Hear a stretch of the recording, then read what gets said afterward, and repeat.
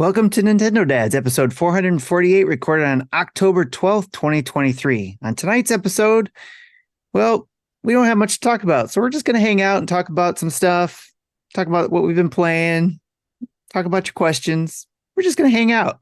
What do you guys think? Sound good? Sound good. Sure. Dicee, you know what to do.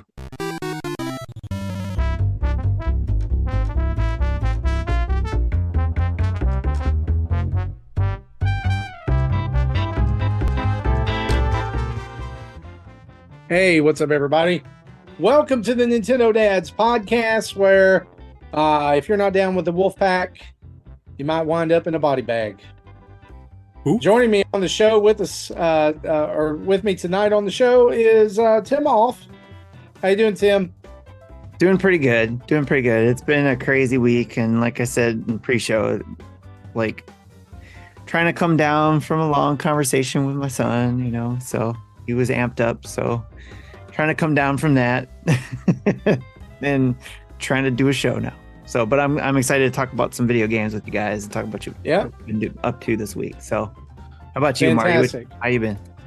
It's been a week, man. It felt like it went by really fast. Had a ton of schoolwork to power through, but I have just a little bit, like 2 board posts I've got to make tomorrow for an assignment, and then I'm done for the week. And it's been good. I got to play some video games. Yeah, it's good stuff. Nice. Jesse, hold up. Jesse, where are you? I don't know what you're talking about. If you're listening to this audio version, Jesse is here. He's in a Hawaiian shirt. There's like a tropical paradise behind him.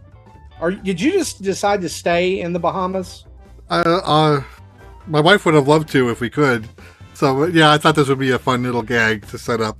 But yeah, so yeah, the background I set up is the view out of my hotel room. Wow. I was gonna say, you're doing the show from your balcony, is it right? Yeah. And then I picked up a Bohemian shirt and. Can you or can you not confirm that you are now a czar of some kind? No, I lost that bet. So, look, we're glad to have you back, because if you don't know, last week Tim was on the struggle bus. I tried. Yeah, I did listen to the show. That was my entertainment. That was my plane entertainment on the way home. He did a great job. You know what? For somebody who does not regularly push the buttons and pull the things, he pushed all the buttons and pulled all the things. Yes. Things. Did a fairly competent job. A show's out there. So, yeah. Yes. But anyway, we don't have a whole lot to talk about, because I don't know why. Maybe it's just because Nintendo is in Mario Wonder mode, since that drops next week. But not a lot of news coming out of the video game world this week. But we're just going to hang out and talk some stuff. We've got a few things we're going to run down. So why don't we just jump straight into the news, shall we?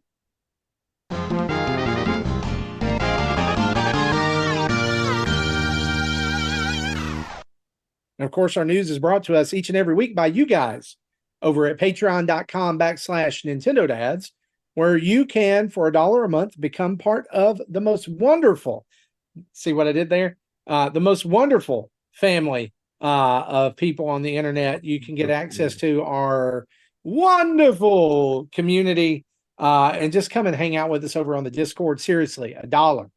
$1 gets you into the Discord. And you might say, why do you not open your Discord up to everybody? Well, let me tell you, the $1 is a buy-in. It keeps the riffraff out. All right. We're cultivating community. Only $1. It's $1. If you go over there to patreon.com/Nintendo Dads and you join up, if you pay by the year, you get a month for free, whether you're on the $1 tier, the $5 tier, which gets you all of our Discord sub channels, the full slate, everything. You get it all, the full Monty, if you will. And then the $10 and $30 as well. $10 patrons get pre and post show audio, and $30 patrons are Patreon producers, and you get special access to being on the show. You get to say that you make this dumpster fire happen on a regular basis. So we're thankful for our Patreon producers, but we're also thankful for everybody that supports us over at patreon.com/Nintendo Dads. And I will also say at this time, we do a weekly update. It's become free for everyone, not just our patrons. That didn't get put out today. And just to be honest with you, it's because I did not have the time. I was filling my gut with Mexican food at 11 o'clock when it normally comes out. Honestly, you guys, it just slipped my mind. And you should have just, when you got back, sent the thing saying I filled my gut with Mexican, and that was it. You should have just sent that. That's it. So that's our weekly update here. Yeah. So let's move on. Let's talk about some news. Breaking news right now, guys. Someone has somehow managed to data mine Super Mario Wonder, which is installed in store booths. And through data mining of the demo, it has been discovered the identity, the probable identity of Mario's new voice.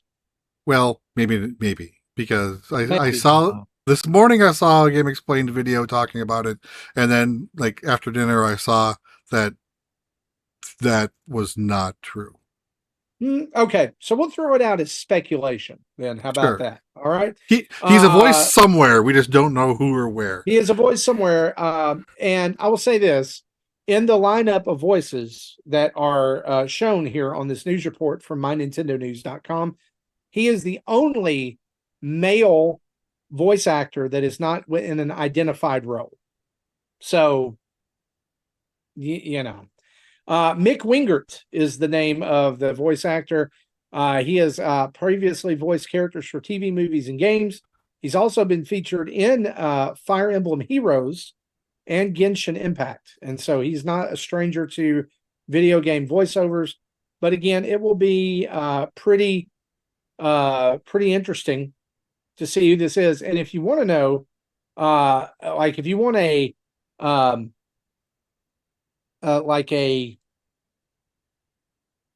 did they do a Kung Fu Panda?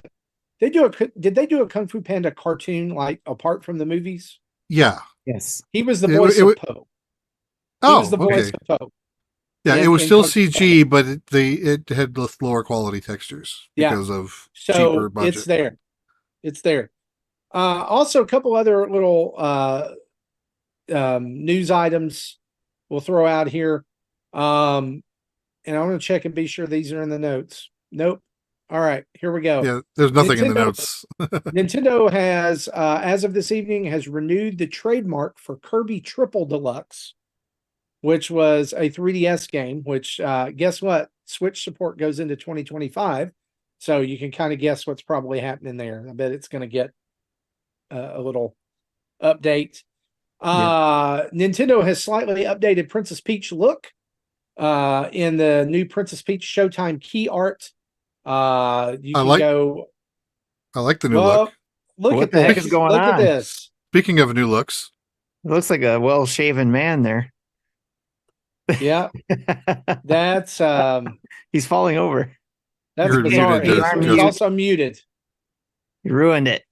You're muted, Justin. Trucker. Hi guys, what's going on? Hey, we're doing a show. We're doing a show. You look nice and cleanly shaven. Do you enjoy my cleanly shaven look? Yes. Yeah, sure. You look like thanks to Manscaped. Squeaky clean. Handyman compact razor available now. You got it. If you use the code NINDADS NINDADS for 20% off and free shipping, you will be happy. I'm going to tell you, I got a lot of compliments today. You mean this thing? That thing. People are like, "Wow, Justin, you look different. What is it?" And I was like, you know why? Because I'm cleanly shaven. It's so rare that it happens that people actually stop and say something looks different. But that's only because of the amazing products over at manscaped.com. So what are we talking about, guys? Well, right now we're talking about the fact that Kirby has Nintendo's renewed the trademark for Kirby Triple Deluxe. Yeah, that's boring. What's next? Well, we're also talking about how Nintendo slightly updated Princess Peach's look. That's super boring. Also, what's next? Well, you know what? You're super boring for not being actually, on the show. I like the updated Kung Fu Peach look. She actually looks I aggressive. like your background and your Hawaiian shirt, Jesse. All of this that you're doing right now, love all of it. You need to keep doing it. Excuse me, Bohemian shirt. Whatever it is, love all of it. You need to keep doing it. Here's the thing, Justin. Here's the reality. Let me level with you. There's no news this week. Well, aren't you talking about how amazing Mario Wonder was in the demo that you played recently? Yeah, we were going to talk about that later. We were going to talk about that later. No, let's play. You want to talk about it now? Did you play it? Sure. Of course I played. I played Nintendo Live, but now that you guys have all played it, what do you think? Oh, that's right. That's the actual conversation we should be having. You wanted to know what we thought of it after. Yeah, because no one responds to my Discord chat other than like a thumbs up emoji. Like, what is that? Now you know how I feel. Don't give me this, Tim. All right. We're about to have like a actual rumble for the belt here. Oh my gosh. No, I got to experience Wonder this week, a couple days ago. I posted about it a little bit there in our Discord, and yeah, it was pretty darn cool. I mean, I can't wait to get my hands on it. It was pretty wonderful, wasn't it? It was so wonderful. It's so cliche, right? And every review is going to say it, but it legitimately is. Like it is. There is something magical and special, and there is a level of wonder and playfulness that I think is reinvigorating in the series that I don't think we have seen in the Mario series since, dare I say, Mario 3 or Super Mario World on the SNES. I will have to say, in the 2D space specifically. In the 2D space, I'll give you that. And I will say that if you play it, fire it up on the big screen first.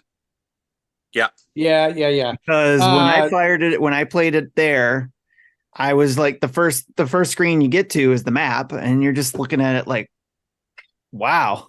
Can I tell you what my favorite part of it was? That's exactly why I brought this topic up. So yes, you can. So I was in Target playing this, and my wife, who does not play video games, actually picked up the Joy-Con because I was like, "Do you want to play with me?" And she was like, "Not really." She was like, "Here in Walmart, this is inappropriate." Here she said, and I said, "We don't, like the characters don't like bump into each other anymore. Like you can't jump off heads or fall in a pit if I push you off." And she was like, "Okay, I'll try it."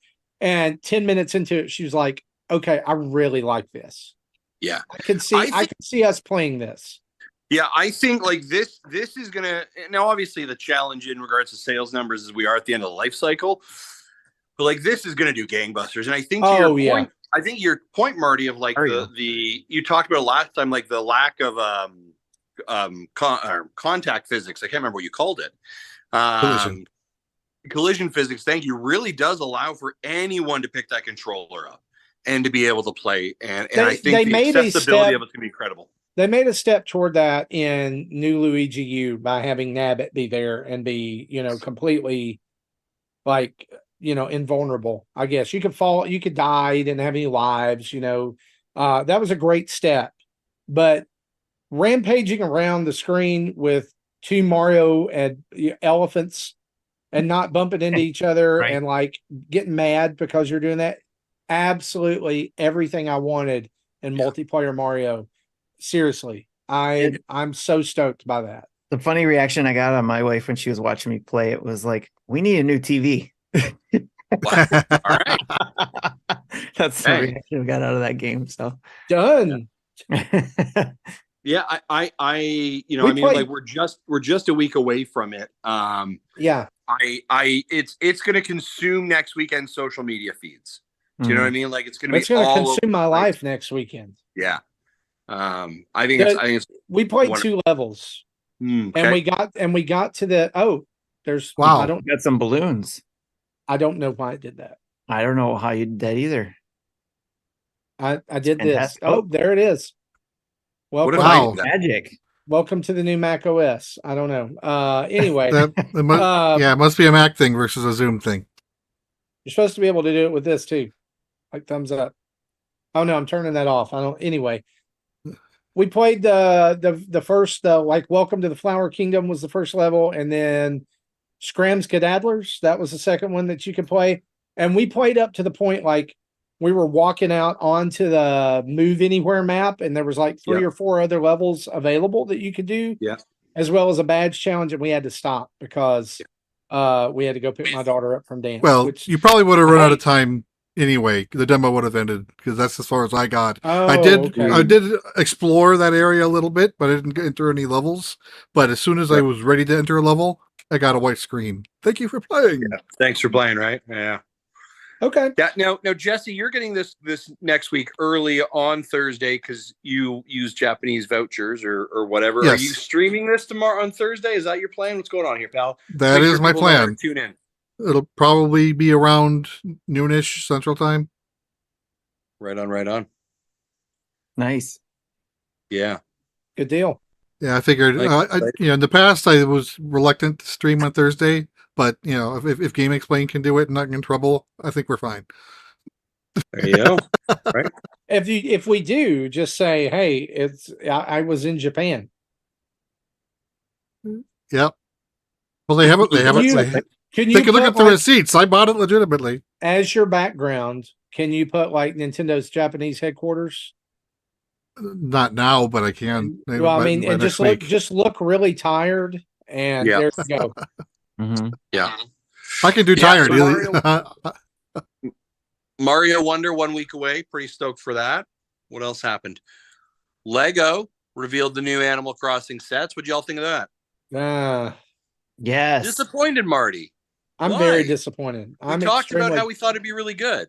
I did think it would be really good, and then they gave us basically what looked like leftover pieces from Lego Friends sets with some Animal Crossing animal minifigures. Ooh. I'm serious in the fact that I was telling my wife the day before the release, I was like, Erin, we're going to have to clean off a space for these. And then the next day I sent her the news article. I think it was from IGN where they revealed them. And I was like, well, we just saved ourselves a bunch of money. Because I don't care. Yeah.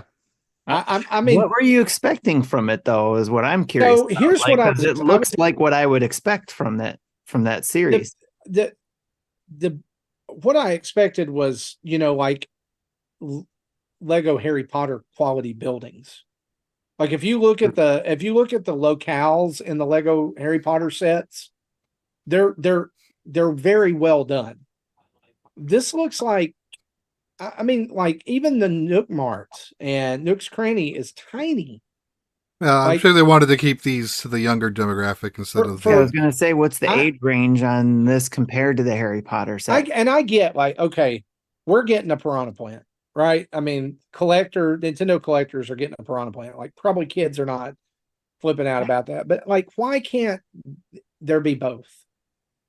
Maybe there will be. Maybe the initial sets aren't going to be that way, but maybe there will be. I don't know. It just, I was not. Because you got different ranges of Star Wars. Maybe eventually, if this does so well, maybe there'll be an adult set of Animal Crossing that's a little bit more complex. Maybe. But I get it. Yeah. And you definitely saved yourself some money if that's not what you were looking for. So yeah, I just like, I don't know. I wasn't looking for the like. It wasn't detailed enough. Is that what it was? Wasn't. There's a ton of details, but the details are all in little pieces that are going to end up getting lost.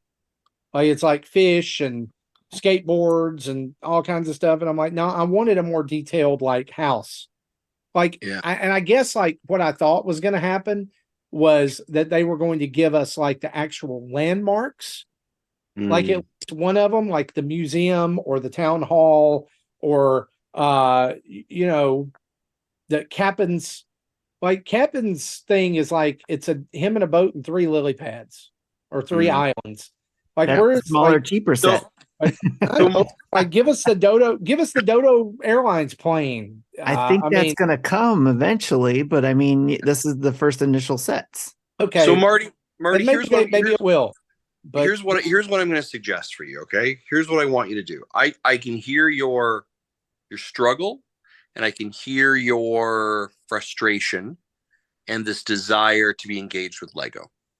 So I want you right now, I want you to head over to your browser. I know you're in front of your computer. I want you to type in lego.com. And I want you to go to the search engine part. I want you to type in Nintendo. And you're going to scroll down a little bit, and there's this like Piranha Plant. I want you to look at that. And I want you to hit add to cart. and then I want you to go check out. And where it says address, I want you to write in Justin Masson, and I'm going to send you my address, and you can pay for it off the Animal Crossing Lego budget that you have got saved, and you can send that to me, and you can get your own. I encourage you to get your own. And then what we can do is when they come out, we can same time and FaceTime each other, and we can build together as Lego friends across the world. Speaking of Lego and you got Lego Bowser, and it showed up looking like it'd been through a trash compactor. I did, yeah. So tell us about that. I had a bit of an unexpected surprise. That was a really good thing, and decided to treat myself, and my wife encouraged me to, and so I really wanted that Lego Bowser, especially after being in Nintendo Live. They had the massive one there and loved it. They had one also set up there, and I was like, you know what, I really want to do that. So I ordered it from Amazon. I waited till Prime Day to see if it was a sale. It wasn't a sale. I ordered it from Amazon, shows up in the Amazon box, which also, by the way, you could choose to get one that was, from my understanding, actually unboxed. Like, it's not in a cardboard box. Like, it's almost like used Lego. I'm not 100% sure, but it was like $60 cheaper. And I was like, nah, I don't want to do that. It was weird. I wouldn't either. Have you checked to be sure that all the boxes, all the packages are there, that nothing's open? So story is, the thing shows up. I'm excited. I open it up, and this thing, to Marty's point, looks like it has been ran over by a truck. In our Discord, I'll maybe put it on our Twitter page here. The box literally has a hole in it about the size of a couple fingers. The sides of the box, like where you would open it, have, like, they'd be sealed with tape, but the tape is still pressed on the box. Like, if you were to open a box, you would either like use a knife to cut the tape, or you would just like tear the lid open and then the tape would break. No, this is like tape that has been taped on the inside of the box, which is super, super weird. Like, the corners all beat up. I actually like opened up the box and poured out all of the bags, and then I found the instruction manual and opened it up and like verified there has to be 23 bags. So all 23 bags are there. So that's fine. But I was like, man, as a collector, if I was collecting boxes of this kind of stuff, I would be so angry. Now, in all fairness, listen, if you're buying Lego and you're collecting boxes, you probably shouldn't be ordering from Amazon. So that's totally on me. Like, I should have gone down to like the Toys R Us or some shop here and properly picked it up and cared for it if that was a thing. But I have never seen like anything I've purchased from Amazon look that bad and that beat up. But I'll put it on our Twitter page and people can take a look at it. Those pictures you took, you need to send to Amazon and tell them this is the condition that the stuff came. This is usually the condition that you sell what do they call it? Not unboxed, but they call it something else. Like, it's like a refurbished, Not even refurbished, because it's not refurbished. It's like new. It's like new, where people actually pay for it cheaper and you paid full price. Yeah. So that's the argument. Because I've bought things where it's like I got the Monopoly Sith Star Wars game that way, because it specifically said that it was going to be like a bunch cheaper because the box was damaged, and I didn't care about the box. So I was like, sure, I'll take the game cheaper, because it said it had all the pieces and all that stuff. I paid for the badly damaged box cheaper and still got everything in it. So to me, they sent you something that they would normally sell to people who would say, where it would say box is damaged, but everything's still here, but you still get like $20 off or whatever. So you think I should send a note to them or something, eh? Yes. Okay. I believe I absolutely agree. Yes. Okay. You might get that money back.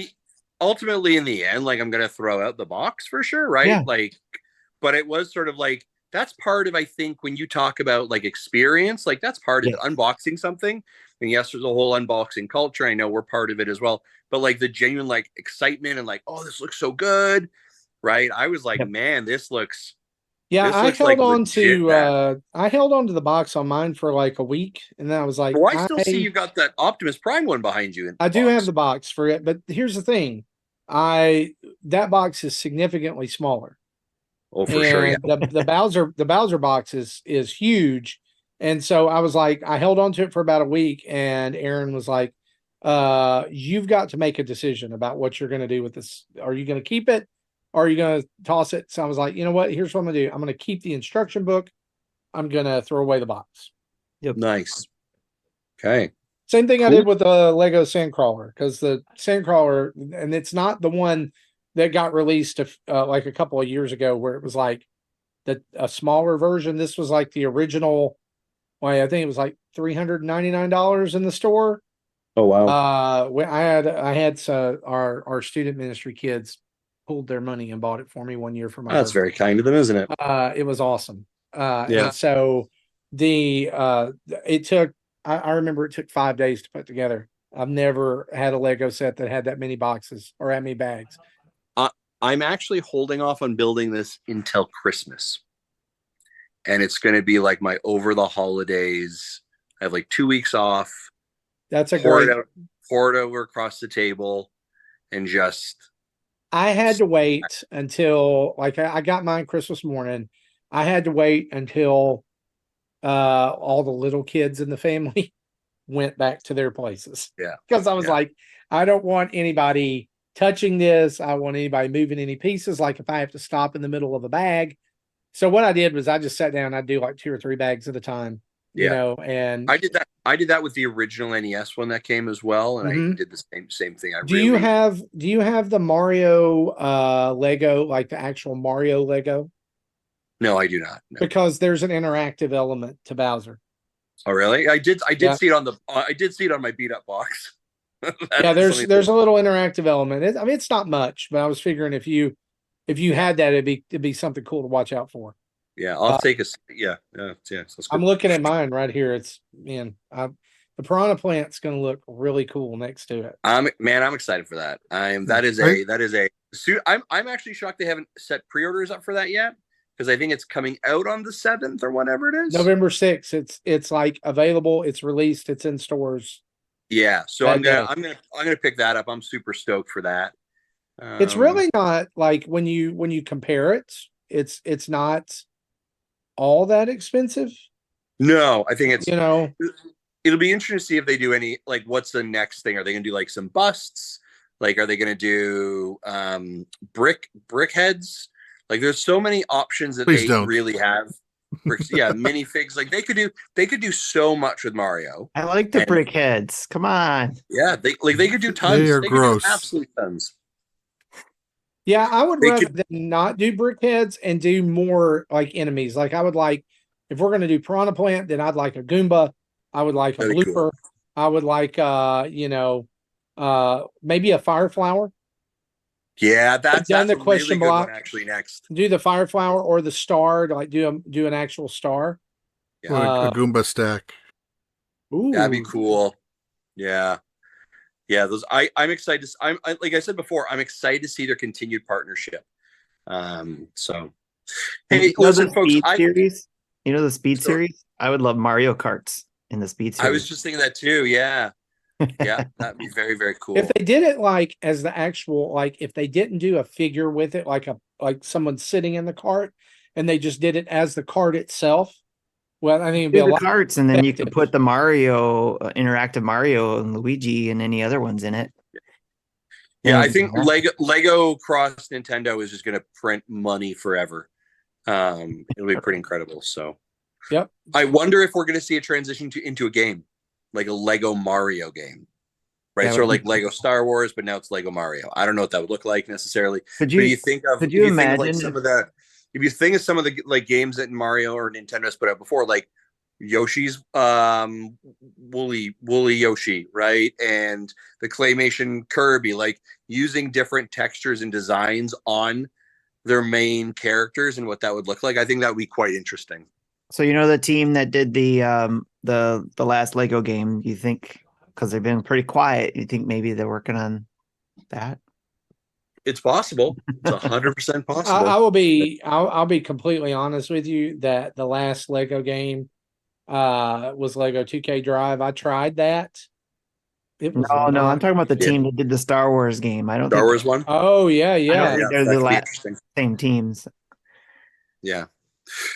Gentlemen, I have to bounce off, but thanks for having me. I appreciate being here. Quick heads Thanks for being a special guest, Jason.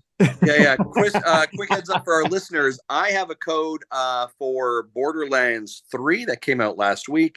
I've been playing it, and I'll be putting up a first look on our channel right away, probably tomorrow.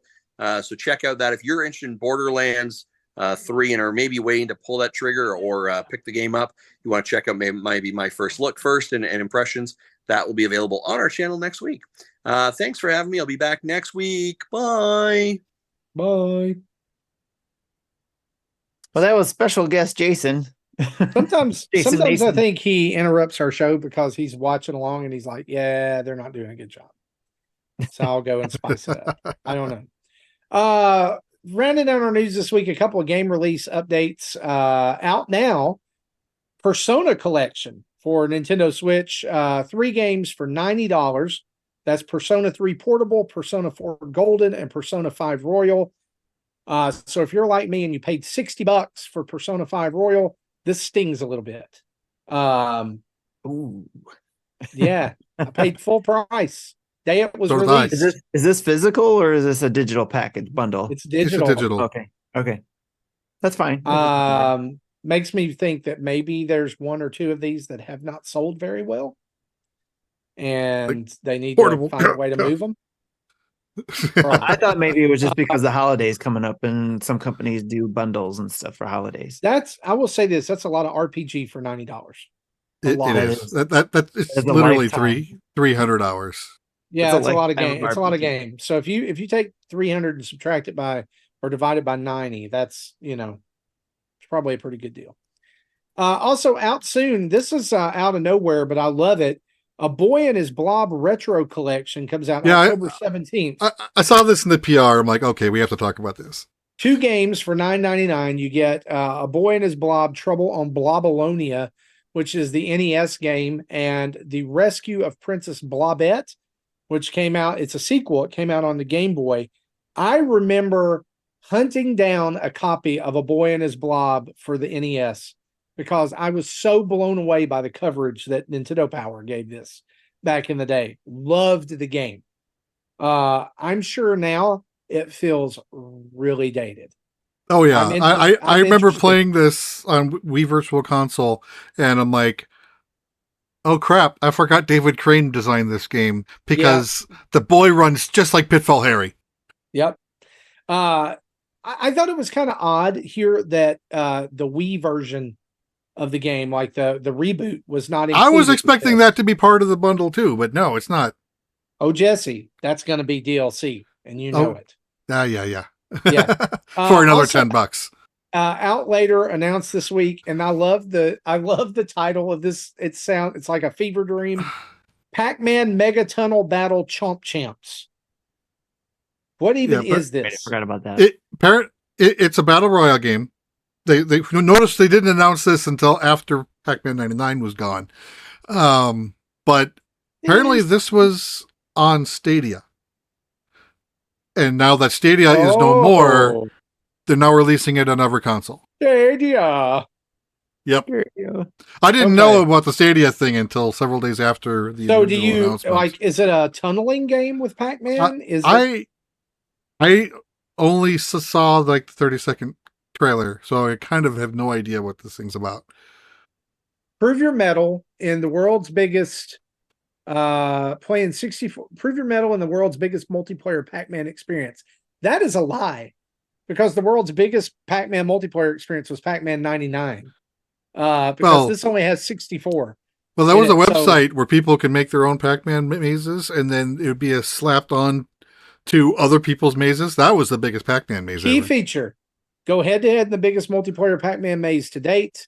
Invade, defend, and rack up high scores across a field of 64 interconnected mazes.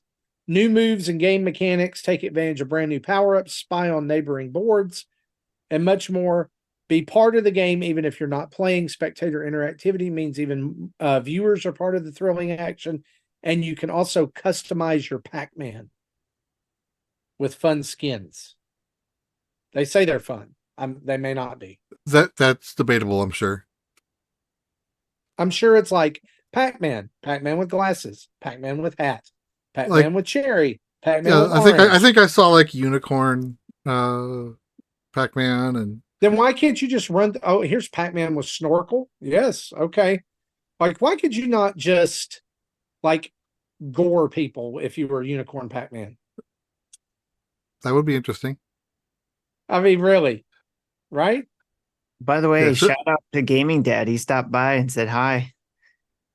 Hi, He's in the chat. awesome. I love Gaming Dad. Yep. He needs I'm to a be on the gaming show. dad. He needs to be back on the show. That's right. Let's make it It's happen. been a while. Guys, Invite's guess still out what? there, Gaming Dad. Guess what, guys? That's our news.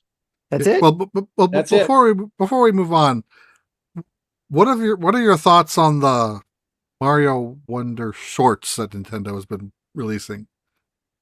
So there was the hubbub about the Bowser one. That one's brilliant. I love it. The Bowser and Peach one. And Peach. Bowser is What hubbub is it? What hubbub? It was so great. Did you see? Well, I mean, there were a lot of people who were just kind of like calling out that Bowser is basically Moto Moto from the Madagascar movies. You know, and my first thought was after seeing that was Bowser likes them thick, eh? Yeah, that's right. He likes them big. He likes them chunky. He likes them round. Okay. He likes them funky. I'm fine with it. I'm fine with it. It's no, just I understand you guys. What's the hubbub? Like that's the hubbub. I think people were offended that he likes thick. I don't know. Oh my god! It's not. I don't think they were offended. I think that they were intrigued that Princess Peach gets one rose, Elephant Peach gets a bouquet. I liked what Andre said. Did you catch his comment on it? No, I didn't. He said, "Here comes some new fetishes." Yeah. Anyway. And that's what immediately they were like, "We're getting Elephant Bowser." Elephant. And it's like, yes, we are. Yeah. So while Justin was talking, the next one was just released on Nintendo Japanese Twitter account, which means we'll get it tomorrow morning. Is it the Sleeping Goombas? No, it's Mario riding the snake pipe like a horse. And then Luigi comes trotting by faster than the pipe. And then Toad comes in faster than Mario on the pipe. And then two Goombas. And Mario is like, why am I going so slow? Nice. Yeah, I like those little animations. They're cute. Okay. I mean, I think they're trying to do some different things with marketing. Yes. And grabbing into the shorts is I like the shorts. I think it's a fun idea. It's a good idea. Well, that's our news. Time for an ad break from our friends over at Manscaped. All right. We're brought to you today by Manscaped, who has taken a step from Halloween to bring your face the cleanest shave it's ever seen. So this season, no need to toil and trouble. Manscaped's all-new Handyman is the best way to get rid of that stubble. Featuring a compact design and next-gen skin-safe technology, the Handyman was designed to give you the smooth finish without the mess of a traditional shave. Get the sweetest treat this Halloween by going to manscaped.com and use NINDADS, NINDADS, for 20% off plus free shipping. And in case you weren't here earlier, you would have heard and seen, if you were on here live, that Justin did indeed show up very clean shaven from using the Handyman. Like he was like shiny shaven. Like, did you guys see that? Yeah. I also used it this afternoon, on the sides of my face and under on the neck, and it works well. Yep, nice. That's it. I've been using it too, even though I haven't used it in a few days. Obviously, I love mine. Yeah. Fantastic. Especially since my last shave was Saturday afternoon, so we're going on was 5 days growth, and I wouldn't have done that with my old razor.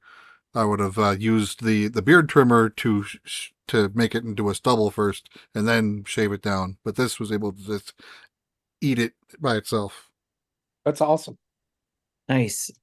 I don't need one of those. However, I plan on giving away one for Christmas to somebody who actually, one of my friends who listens to the show. not for Christmas. Actually, I was going to give it to him earlier than that, but still, I wanted to get him one. So, because he was talking about wishing they made one, I think, if I remember correctly, because I was talking about how I use the hedger, and he was asking questions about that, and I said, they're coming out with one of these, and so I'm gonna get him one using NINDADS, NINDADS, for 20% off free shipping. So again, don't forget to use that code for that 20% off and free shipping, and you could either get one for yourself or someone on your Christmas list. Especially if they need a shaver and you've got good recommendations from the guys here who use it. And stay tuned for further updates on how that's going for everybody else. And also stay tuned for new products coming out by Manscaped. Again, that's NINDADS for 20% off and free shipping. Back to you guys.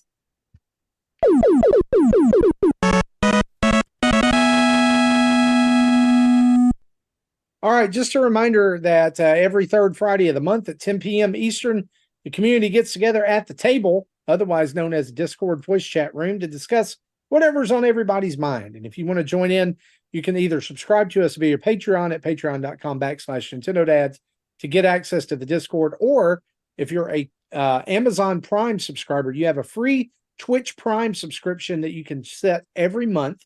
If you'll do that, you also get access to the Discord as well, and it allows you to join in on a schmack load of events, including the table, monthly mayhem, Dads After Dark events like the 3rd annual Halloween Mayhem, and the Chubbies bracket that's coming up in January, after December's 2nd annual Presents After Dark, which last year was awesome, and you definitely don't want to miss. Also, be sure to check out Retro Logic's Retro Rewind, and you can see the game that they're playing over there. Tim, do you happen to know what the latest Retro Rewind game is right now? I do not know right now. I don't remember seeing a new post for that yet. So that okay, so they don't have one. Yeah, It that's might be why between games. just stay tuned to in our Discord to the Retro channel. We have one there because we're connected to them there, or you can go straight to the Retro Logic Discord community and follow them there. Yes. And don't forget, if you're up in the northwest of the United States, that the Seattle Aquarium is hosting an Animal Crossing New Horizons themed experience now through the end of the year.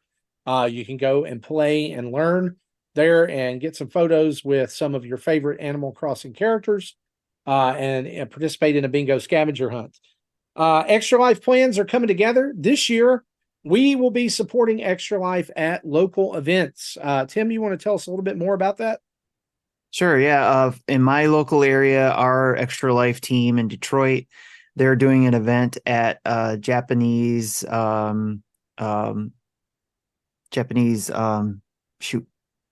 not culture, but Japanese pop culture. Couldn't think of the word pop. Japanese pop culture conference called YumaCon. They're gonna have a booth set up there, and I volunteered to help out for a good 6 hours with them.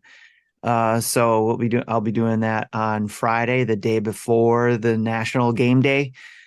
But then I'll also be doing some streaming for us the following day, on the Saturday on the game day, starting at 3 p.m. So awesome. Yeah. Well, like I said, we'll be supporting our team members throughout the weekend, and some form of Nintendo Dad's Extra Life is going to go on that weekend, beginning Saturday at 3 p.m.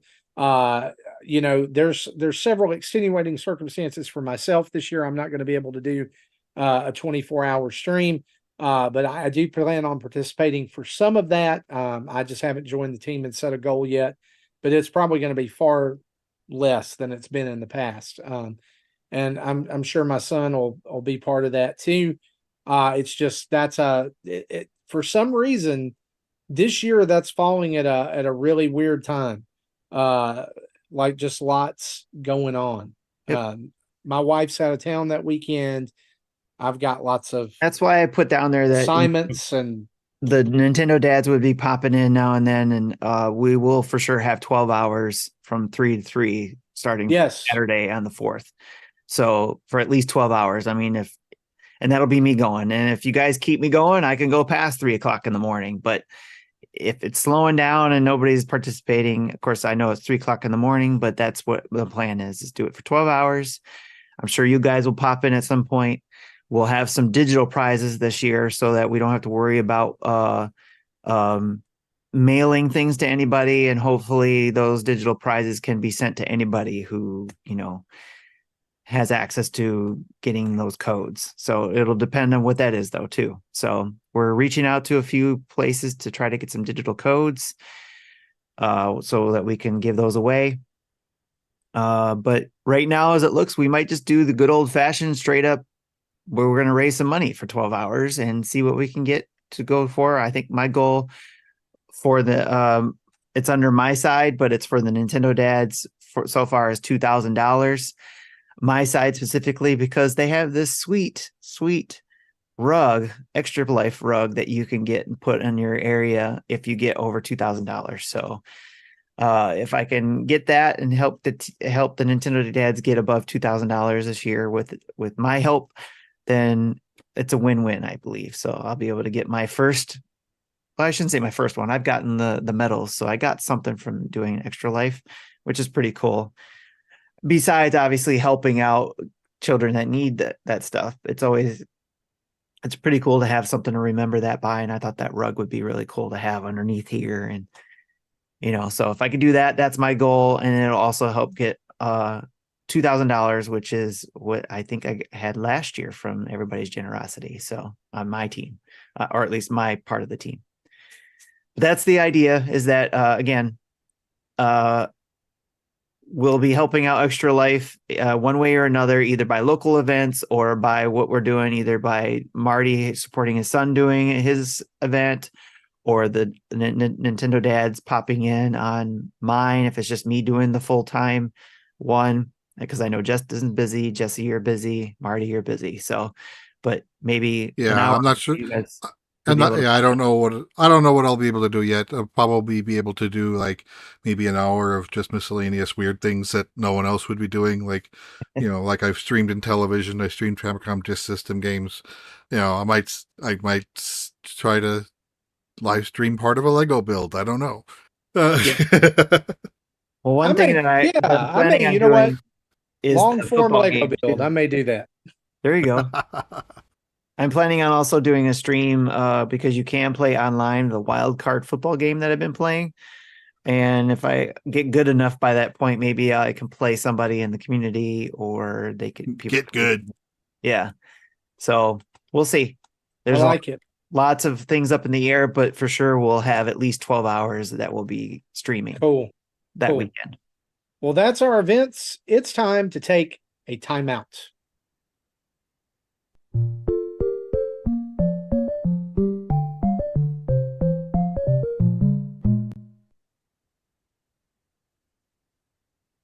All right. So Jesse, you get to go first. That's why we're here, because of you.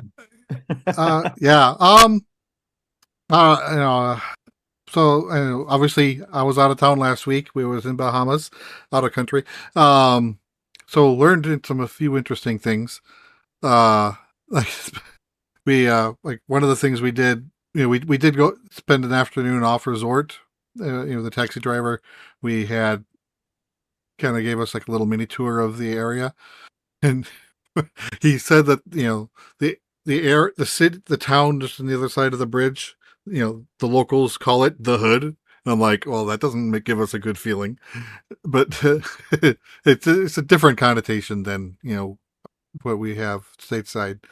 But and the running joke was like my wife, tends to get into trouble amongst her friends groups, so she may need access to the embassy. Apparently, there's an embassy currently still under construction on that island that it won't be live for 3 more months. So she goes, "Oh, I guess I can't get in trouble now." And I think like the biggest kind of, well, not really with the biggest, but one of the first culture shock things we had. And we explained this to our youngest daughter, and she still hates it. So the word conch, CONCH, right? Yes. That's not how they pronounce it there. Okay. How do they pronounce it? Conk. Wait, what? Conk. Like getting conked in the head. Okay. That's It- how you pronounce it. I've never heard that before. I've always heard it conch. Yeah, it's a conch shell. Yeah, well, I know now. That's cool. I mean, you know, And of Why course, not? people playing Sea of Stars have collected a lot of those things, right? right? Yes. 38 low of them. conch. I'm waiting on the Anyway, waiting on the others. So like some of the local delicacies, so is a conch salad. So actually from the protein from those conch shells, marinated in various sauces and mixed in with other ingredients. Episode says conch fritters, yum, and I think I had that at least twice. They're like a little corn, like almost like a cornball thing, but there's conch in it. I'd be down there looking for the beef. Where's the beef? Give me the beef. Yeah. The popular drinks is the Bahama Mama. What's in it? I don't know. I didn't have any. I'm not an alcohol guy. But my wife is citrus sensitive, so which limits what she can consume. Because every margarita is like citrusy, so she can't do that. Right. But the drinks that she found that she can have, again, I don't remember. I don't know what's in it. I know it was like coconut and like maybe some rum, but they called it sky juice. And Okay. on the resort they had like a refillable container you can buy, plastic, about the same size as my tumbler here. She was able to, for like I think almost like $30. She got one with sky juice in it, but then it's refillable. You can get refill with sky juice for like 16, so like half the price. All So right. and throughout the duration of our trip, we were there for a week, so she had many a refill, and then plus you can also just refill it for free for just regular soda out of a soda fountain. So do you want to know what's in sky juice? Sure. It's gin mixed with coconut water and condensed milk served over ice. Sounds Garnished about right. It's freshly grated nutmeg. Yeah, and apparently there was actually a chunk of coconut in there that she liked having that little texture to it. Nice. So Yeah. was that something that she asked? Like, I don't drink anything citrusy, but can you bring me something, or you have any suggestions on what I could drink? And they suggested that. I think that's how it works. I wasn't with her Okay. when she first found it. It sounds like she- something that would have been suggested. Yeah, but and of course, like half of the places that served alcohol didn't sell them. So it was there was times when she really wanted one and wasn't able to get one. Oh, that's a bummer. And like even on our last day there, that Sunday, the things start closing down around 6 or 7. Mhm. It was like 5:30, and she was wanting to get one before things closed down. And the one place we found had it on the menu, but they said, "No, we're out. Yeah, we won't get." Of course. So she was All right. frustrated. That's how they get you. So this is going to be a requirement then when we celebrate the 10th anniversary of Nintendo Dads together, is that wherever we go, they have to have that on the menu. Well, I was just thinking that, Suggesting we we're have, meeting in Bahamas. we can have a we Hey, can you have said our it. I own didn't. Let's our go. own drink, dad juice. There we go. That And it's doesn't sound the just- same. What? It's just Coke Zero. Coke Zero? It's just Coke Okay, Zero. that I can handle. That's all it is. Let's not call it dad juice because that's just wrong. Yeah. Cloud And juice doesn't sound much better. Let's look. I like Sky juice? cloud juice. Cloud juice. Did you just like juice a cloud? Did you did Because you it's squeeze sky a juice? cloud? Then, Yes. then there's the name, like Milk the cloud. where do you get kaiju from? I Giant juicing monsters? Juicing Godzilla. Kaijuice. That's even worse. All right. Point taken. All right. And then one more thing I wanted to mention outside the trip. So we flew back on Monday, and I saw that like the local poker group that I used to play a lot for and worked for a bit pre-pandemic had a game going on. I'm like, you know what? I haven't been there in a while. I think I'll just go play. So I went Monday night and Tuesday night. And I went out and played some poker with real people with real cards and real chips instead of just doing it in VR on my couch that I've been doing all year long. Yes. So that was fun again, and I think I'm wanting to try to get it back into that again. And hell, my kids are older now; they can come with me. So my son doesn't seem to be too thrilled about that idea. He says, "Oh, I don't remember how to play." I'm like, "Well, I can teach you. I did it once. I can do it again." Yep. You heard it here first. Jesse's abandoning us. Let's go play poker. No, we're not. I'm not going to play on Thursdays. It'll just limit my Switch time. But then we also thought of our youngest daughter, who's is 21, and her boyfriend, who is I think the same age as my son.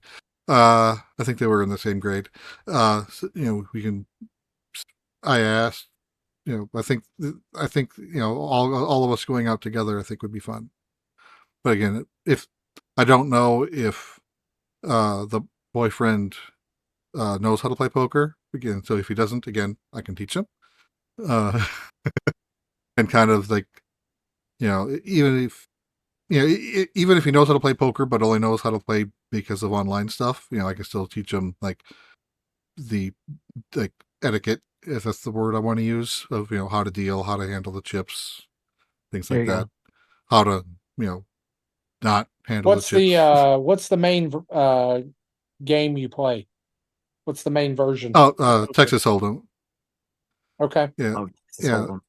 The I don't think they run it anymore. I think that poker company is trying to rebuild after obviously being shut down because of the pandemic for many years. I think they're finally starting to work their way back up. They used to play, like, I think on Sunday afternoons they used to do an Omaha game, and that was I prefer Omaha. I'm gonna have to remember how to play it. It's been a while. But yeah, same here. Back when I used to play consistently, I preferred Omaha over Texas Hold'em.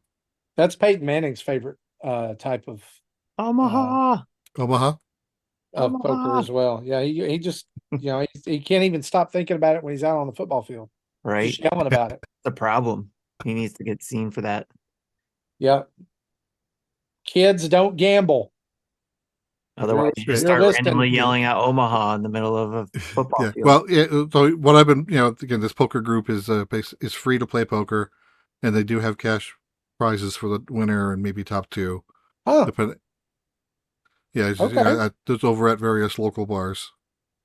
So free to play, huh? Free to play. That's cool. Nice. Most Bacon says Jesse the degenerate gambler. He's not a degenerate. He just likes to play cards. Marty, you got anything for timeout? Yeah, I do. Check this out. I got me one of those crack grips too. Oh yeah, that's right. Yeah, freaking awesome. I love this thing. Nice. So much so that I don't know that I'm going to play the Switch and non-handheld anymore. Nice. Oh. It's so good. Like, I mean, Tim, you had talked about yours, and I had an interest in it. Yes. And actually, you talking about it on last week's show made me realize I want one of these. And so that's pretty impressive. You got it that quickly. That one, yeah. I mean, well, maybe it was 2 weeks ago. Whenever you talked about yours. Okay. But I have been thoroughly impressed. Nice. Build it about it. The build quality of it is fantastic. I love the Super Nintendo retro look. Yes. I'm not gonna really use these back buttons. That's not a thing. I just like the way it feels. It makes the Switch feel more substantial. I didn't think that was something I wanted, but I do. The Hall effect Joy-Cons are great. or Hall effect sticks, the ZR and ZL triggers kind of feeling like they might be like manual, like it's a little squishy. Those feel good. It just like the whole thing feels great. The only thing I don't like about it is I feel like that the placement of the right stick is a little off. Yeah, that's what I was going to ask you next is what game are you playing right now?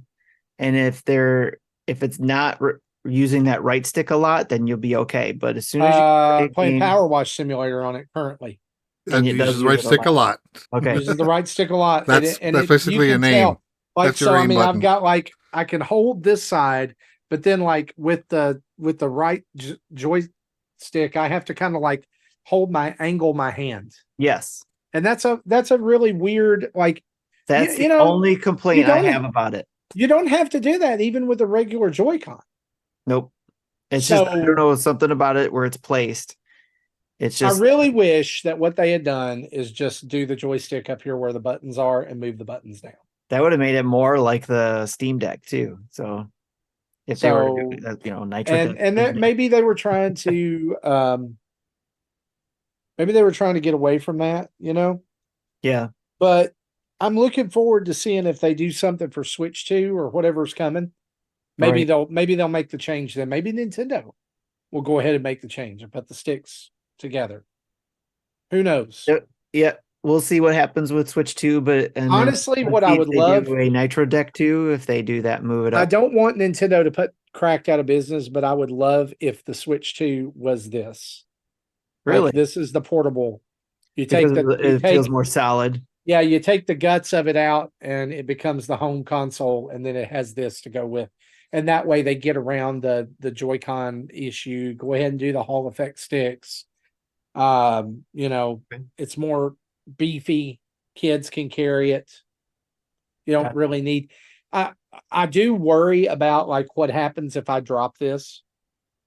Right. I really do. And I would say for their next iteration, I don't need a light up button. Okay. It's like if it was like for notifications or something like Nintendo had intended the home button on the Joy-Con to be, then sure. I forgot about that. But it comes like, look, it just comes on. Well, I've got it turned off right now. Well, no, there it is. Yep. It just glows the whole time. And the thing is that that's also additionally draining your battery power. Because this thing does, pull power from the Switch. Right. So it doesn't seem like from when I was using it, it didn't seem like it was pulling it from substantially, like impacting it totally. No, but anything's a draw. Yeah, it is a draw. It's going to take away. I think it's not going to be that much. It's not that much of an impact. You may lose maybe 15 minutes of probably because of the extra You're draw. Probably right. Yeah. But that's the only complaint I had is certain games that use the right stick a lot. I can't use it because my hands start cramping up. And which game was I playing? It was it required a lot, and it was just like, okay, I have to switch to my Pro controller because it kept it was Neon Blight when I was playing that game. I talked about it before and I did a first look at that. It requires the use of the right stick to aim your gun because you're controlling where your character goes on screen with the left stick. So I'm aiming my gun and I constantly have to keep moving it. And the way like you said, Marty, the way you were holding it kind of like awkwardly, just so you could use your the right thumbstick in the right place. It was, if you have to use it for long periods of time, it's not going to work. So, but everything else, awesome. Fantastic. Yeah. So, like you said, the buttons feel great. It felt good to do like some racing games on it for me, like when I was doing Horizon Chase 2, because I didn't have to use that stick at all. And you're using the triggers a lot. Now those triggers are nice and fat for for your gas and your brake. So yeah, it just depends on the games. So for me at least, and I've noticed a lot of people mentioning that is the only factor for them as well, is just that placement of that right stick. So, but Yeah. I'm glad you got it, and I'm glad you're loving it because it Yeah, is. I do wish that. I do wish that. I know they showed off on the website some of the like clear ones, like the neon clear ones. Yep. Uh, The like little limited run ones that were Yeah. limited. I wish that those were available. As Yes. Because you they could were buy those. translucent colors and Yeah. they were awesome. And I'm still kicking myself because I had the opportunity to hit the buy button and I said, no, wait. Yeah. Next day I went to go look and they were already sold out. It's like Yep. stupid Dang. me. Because I was going to get happens one. It was just like I figured I really could wait. quick. Really quick. Yeah. Right. They were gone. So but yeah. I'm so happy with the What Super about your Nintendo one. timeout? So mine is a D&D thing. So my friends have been getting together again. We just met once recently to get together for D&D. But about around 1 year ago, this time last year, I purchased online a new set of dice that aren't your normal kind of dice. These are called coin dice. It's called Pieces of Fate. So I got the box here. This is kind of like Pieces of Eight, but not really. Yeah, this is the cover that went around the case for it. This is the case right here. If I'm showing online for those who are live, but you look. I think I might have seen this like in a Facebook ad or something. Yeah, these came across. These were on Kickstarter. Now I got them, and they're basically here. I'll show you the D20. It's a coin. Looks like this. Oh, that's so cool. And it has multiple designs. It has a tiny ball inside the coin. So it's thick enough to have this tiny ball in there. And I don't know if you can hear this. Can. You shake it around and then you flip it like a coin. And when you flip it, goes around and you catch it and then you put it right here. The ball will end up in one of the slots. And in this case, it's in number 10 slot. 16 slot, sorry, 16 slot. So you can see the little orange ball right there. Yep. That's how it indicates on the side you're looking at what number it's on. So obviously, they're 10, 10 on top, 10 on the bottom. So your heads or tails cuts it. Yes. On this particular one, yes. And it does that particularly. I got a whole set, two 20-sided die ones because I got a special edition 20-sided with it. But it comes with all I'm showing on screen here. A 20-sided die, a 10-sided, artwork is 8-sided, 6-sided, 4-sided, 3-sided. There are 2-sided? And then yes, there is. No, that's 4-sided. Sorry, it goes down to 4. 4, 6, 8, 10, 12, 20. That's normally that's the normal set. Yeah, the normal set, yeah, is what you got. But I got it in unless you want to go 100. I've had 100-sided die before. Those are fun. And yep. So I think that's what I got. It was 2. Those don't want to stop rolling. Right, they're a ball. It looks like a giant golf ball. So that's 12-sided. So 10. Yep, but they all have different designs on them, and you can order them. Like I got the dragon set with the coins on each side with dragon. So obviously, your next campaign for D&D needs to be pirate themed, right? That's if I design it, but I don't. Right now, I also have a D&D set of dice that I bought that Wizards of the Coast made that I'll be using because just in case, because I'm going to bring these for when we play. But because I'm not used to flipping a coin and looking for my number, I brought normal dice too, just in case. I gotcha. But yeah, I think they look sweet though. So they'll be a nice display piece if I don't use them. So I'm thinking about, because some of these things I have, like these new Legos I'm building, I'm thinking I'm going to retire the amiibos that I have behind me, put them away, clean up my shelves, and make room for some of these Nintendo Legos and stuff and put them on the shelves behind me. Well, all right. So I'll be having fun with redoing the shelves behind me soon. But that's it for timeout. All right. Let's talk about what we've been playing, shall we?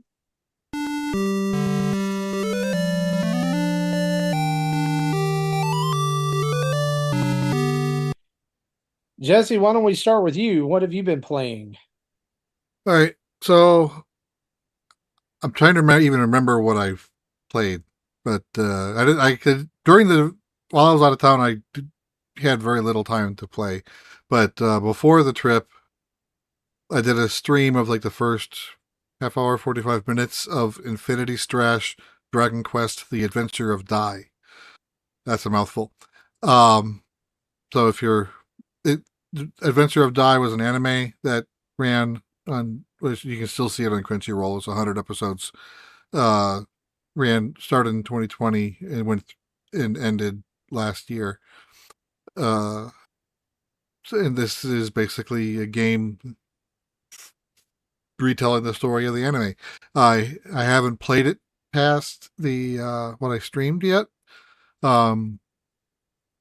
It starts out. It caught me off guard because it starts off with your character talking to a character named Baron or Baron. I'm like, okay, this is like episode 20. Why are we jumping this far ahead? And then after that's the tutorial stage, of which the game cheats in my favor because I should have died, but I lost enough hit points where the game just says, okay, you don't lose hit points anymore, so just keep on playing it until you win. So I'm like, okay, if I can't, again, it's the games where the tutorial pisses me off on, not a game I'm going to be enjoying for much. But I did finish the tutorial, and I did go through the chapter 1 on the stream, and then it kind of like then like the whole point of the game is, okay, he lost his memory at the end of the tutorial, so you have to go back through what happened up to that point and regain your memories. So then you start chapter 1 is the start of the show and the start of the story, where you're introduced to like a half dozen characters already on that first island. The combat is like Bayonetta like, just kind of running around hacky slashy. You can do perfect dodges, perfect parries, of which meaning I can't do them because I can never do them. So I can see people would, if they can play the game, would like the game. So if you're a Dragon Quest fan, give it a try. If you're not familiar with the story, because the story is really good. If you're a fan of the anime and know the story, why aren't you playing it, or why haven't you tried it? But if you're new to all that, may not be for you. Especially if you don't like that type of combat like I don't. So I'll probably try chapter 2 at some point, but I've been still fighting my way through Sea of Stars, which is the other game I'm continuing to play through. I'm maybe 14, 15 hours in now, so I'm still like halfway through. So I don't know how far you all are, but I defeated 2 and 4. I presume the first time. I'm presuming I'm going to be seeing them again. And then I got the artifact that I don't know if they were particularly protecting it or just happened to get in my way for the sake of getting in my way. But then I got that artifact to get that power up. Trying to be vague I still don't want to spoil things for people who haven't gotten that far yet. But if you know, I'm sure. That's kind of how far I am. Okay. Good deal. Tim, what have you been playing? Well, not Sea of Stars, because I didn't have time to jump into that, or Baldur's Gate 3, because something came up to where I wasn't able to participate with the guys on that one. But they played my character for me and gave me an update, which was pretty awesome. So they helped move my character along for me when I wasn't able to come and play. So, but we're looking forward to playing this Friday night, or by the time you're listening to this, that same day at night. We're planning on getting together and playing. So looking forward to catching up then. And hoping to get some CS Star time this weekend. But in the meantime, I did play Cocoon, which I got. Actually, I don't think I've been able to play that either. Now that I think of it, oh no, I did. I played a little bit of that after we talked about it last time. Not sure how far I am now in it, but I don't think I got as far because I was stuck on a puzzle with the 3 orbs that I collected. So just trying to. Yeah, I heard Justin talk about this last week, and I'm like, that sounds like something I might like. But Yeah. if it's also, on the other hand, this isn't a game that I would just be okay with. I'm either going to like it or hate it. Yeah, it's great Yeah. puzzles. but That's there's usually times how like it goes with me in puzzle games. I get stuck. I got stuck on it a couple times and had to set it aside until the next day, and then I was able to see it.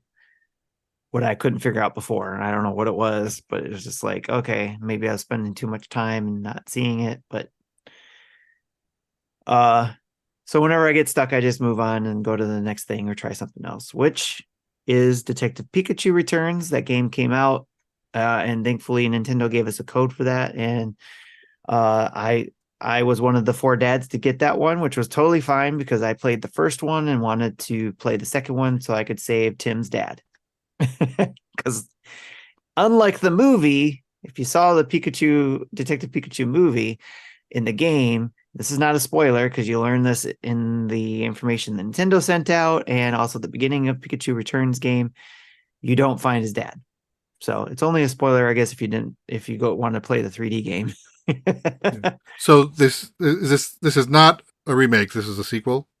This is or is it a completely different timeline? sequel. It's a sequel. Okay. It follows a few years right after the events of the first game. They still haven't gone for that long, huh? Yeah, I think it was a few years, or was it a few months?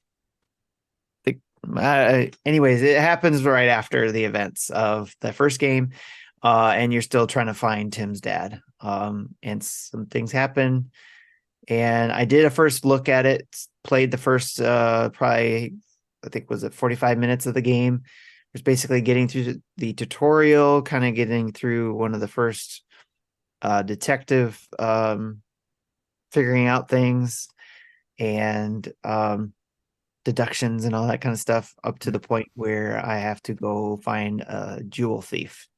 Is the game still really targeted at kids? Like, or did they ramp that up a little bit?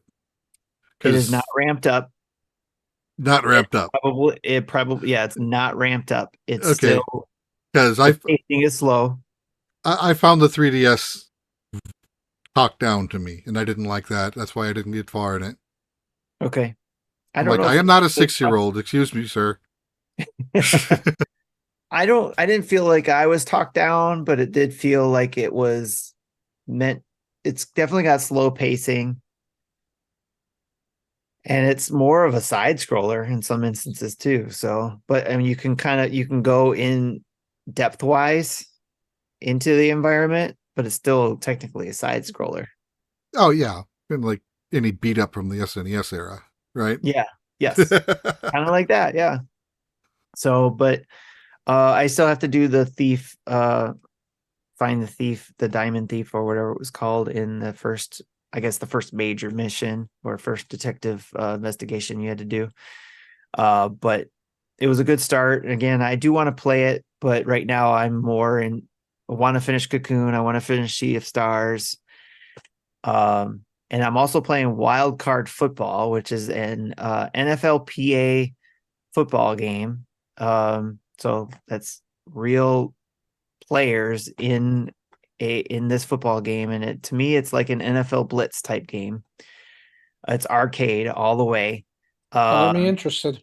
And it's a lot of fun. You can do seasons, you can pick up packs. They do the kind of like the packs thing, kind of like the EA Madden games, if you play the mobile versions do, and I think even the regular Madden does, if I remember correctly, where you pick up packs of players and you can build your ultimate team. But in this case, on Wild Card Football, you're building your ultimate 7-player team. So when you build your 7-player team, then you go up against, you can play a season in the game, and that's what I just started now.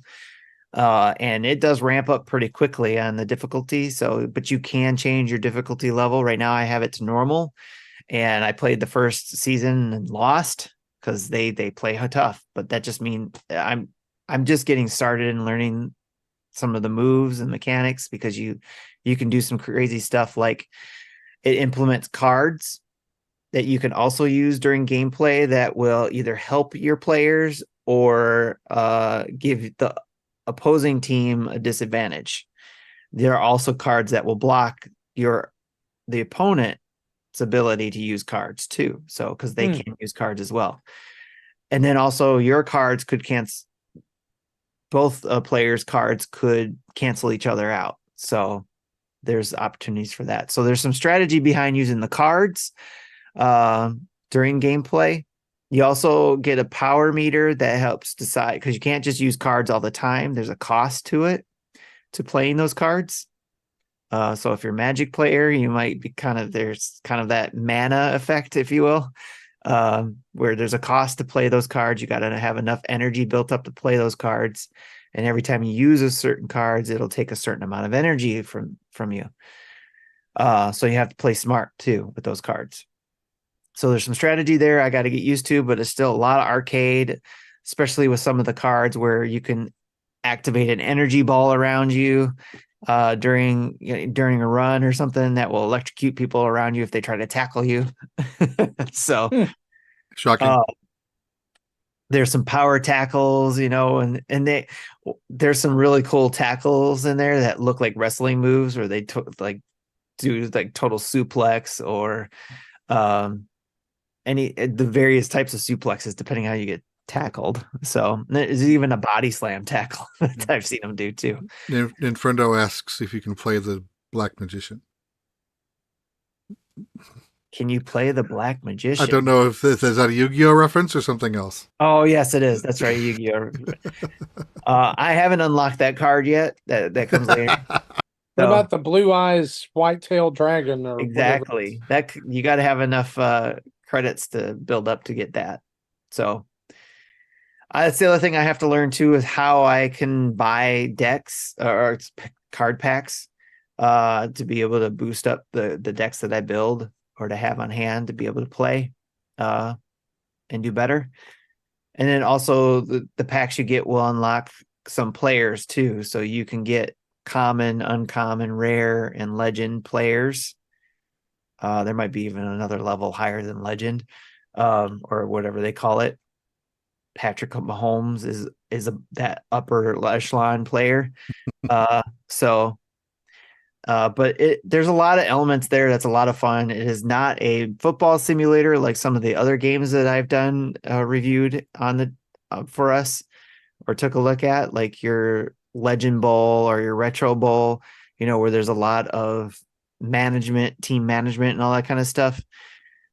The only thing you can do, you can customize your team to how they look, the colors or the suits or whatever. There's some visual effects or whatever that you can get from dressing up your team, and then picking the players. That's about it.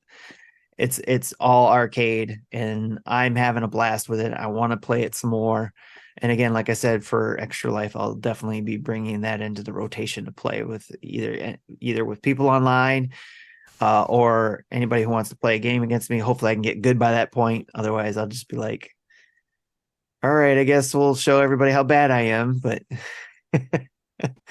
and they also have daily challenges where you can earn some points towards packs as well. I know that part at least. So there's daily online challenges. So if you play, you can get some points there. You can play people online, which is awesome, which is a great plus for me, because it seems like all these other football games that came out, I couldn't play anybody online anyways. It's still fun to play by myself, but eventually there's a point where you want to play against people online, because not everybody's available locally to play. Yeah. But yeah, Wild Card Football, I did do a first look on. There is a video up on our channel for that. So if you're interested in Wild Card Football for the Nintendo Switch, go check that out. And it is also available on PlayStation, Xbox, and PC via Steam or Epic. So you have various ways to play Wild Card Football. And again, it does use NFLPA players. So What is cool. for someone who doesn't understand what that means? What is NFLPA? National Football League Players Association. Okay. So that means that those players, they had the rights. They gave the rights to the game to use the actual players in the game. They won't have the teams. That's why it says NFLPA. Yeah, because They won't have the the team team. names and the player names are two separate licenses. Yes. If they If they had the NFL license, then they could have had the team names, but they only have the NFLPA. And it may be because EA Madden has the NFL license solely, exclusively. That's the word I was looking for. So Yeah. yes. So I think that's why they couldn't use the NFL team names, but at least the NFL players. So speaking about NFL, sorry Blanco, Chiefs win. Wow. All right. Also on deck, I have Haunted House, which I'm hoping to do I'm going to try to stream that because it's a good Halloween game. It's an Atari game, a classic Atari game that's been redone. Another one of those that I'm looking forward to checking out. So, and it's a roguelike game. Did you see what I put in the Discord? I did. I saw that. Yeah. And I thought that was interesting that they resurrected the game as a roguelike game. So, but that was pretty cool. Well, so, in a way, the original game kind of was. Yeah. So it's going to be cool to check that out. But of course, if everything was in the same place every time you boot it up. So once you know how to play it, it was easy to win it. Very true. When I was watching the video for it, it was like the music came right out of Luigi's Mansion, which is kind of funny. Oh, wow. For the game. So I wonder if I don't know if that was inspired by or maybe the same composer. I doubt it, but but it looked and sounded cool. So I'm excited to check that out, especially with the Halloween holiday coming up here in the United States. So, but that's what I've been playing. That's what I got on deck. How about you, Marty? What you got going on? Finished Sea of Stars. I don't know. Did I mention that the last time I was on the show? I don't think so. I don't think you meant. So I finished I guess the main game of Sea of Stars. Yeah, you were trying to get the good ending. That's what you. Yeah, I have not worked on that at all, but I did finish the game. I've also been playing Transformers. It's called Transformers EarthSpark Expedition. And this will be out tomorrow on the Switch. Oh, it's a game based off the Transformers EarthSpark cartoon. Okay. It's currently only on Paramount Plus. It actually picks up, I think, after the first season because there's a little bit of story at the beginning. Actually, I'll be honest with you. We'll have a video up on the channel. Probably if you're hearing the audio version of this, it's already up because of release date. But in the 25 minutes of game footage that I played, maybe 7 minutes of that was me actually playing. And wow. I don't know how it felt like. That may have been more like 10. It's a very chatty start, huh? It's a very chatty start. Like I didn't know I was playing a Persona game. Yeah, it was very, very chatty. And so I called that out. And I just don't know how kids will take that because the game is very obviously aimed at kids. But I enjoy it because it's Transformers. I've also dipped back into the Messenger because of the ties between the Messenger and Sea of Stars. So I heard that there was connections, but I never played the Messenger. And here's the thing: there's connections I had forgotten about because it's been a long time since I played the Messenger. So there's things that I had forgotten about. Like there's an area in the game that's literally in both games. So, wow. Yeah. So, and then there's other things going on too, but I don't want to spoil that. So yeah, I want to back up and not without being spoilery, but just like the scene before where I had to get that artifact, that threw me for a loop. Yeah. With I don't know how to say it without spoiling it, but don't do it. I was not expecting that. Yeah, me either. There's more on the way. There's like 4 good twists in this game. And so I thought it's super well done. So other than that, though, I haven't been playing a whole lot. I haven't had a lot of time this week to play games. So yeah, look for our video on Transformers EarthSpark tomorrow, and then also I'll be putting up a video sometime soon on Gargoyles Remastered, which is right now I've been playing it. It's embargoed until the 19th. So we can't say anything about it other than to say, hey, I've been playing it. We'll have that video out on the 19th. So yeah. I'm curious about this one, but it's just unfortunate release date. Sorry. It's a really unfortunate release date. Yeah, we'll leave it at that. That's all I can say. So that's what we've been playing. Let's flip on the community spotlight.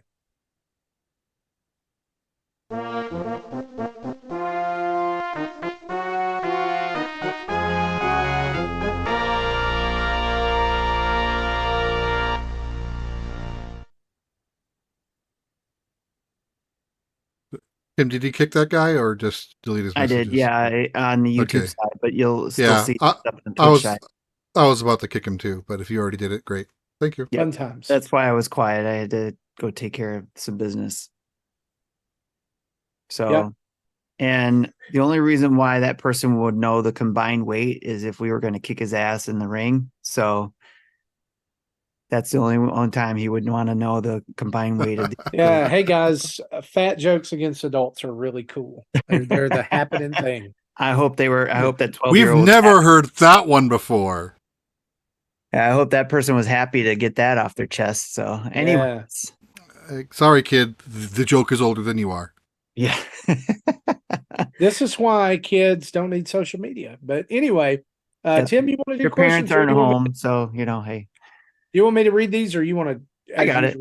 Yeah, I got it. I'm done handling the 12-year-old. So Ebicel asks, do the dads think that Gamefly's business model will be able to weather the potential all-digital future if more and more games like Baldur's Gate 3.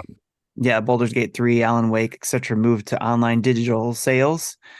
At what percentage do you think a digital games only sales would break them?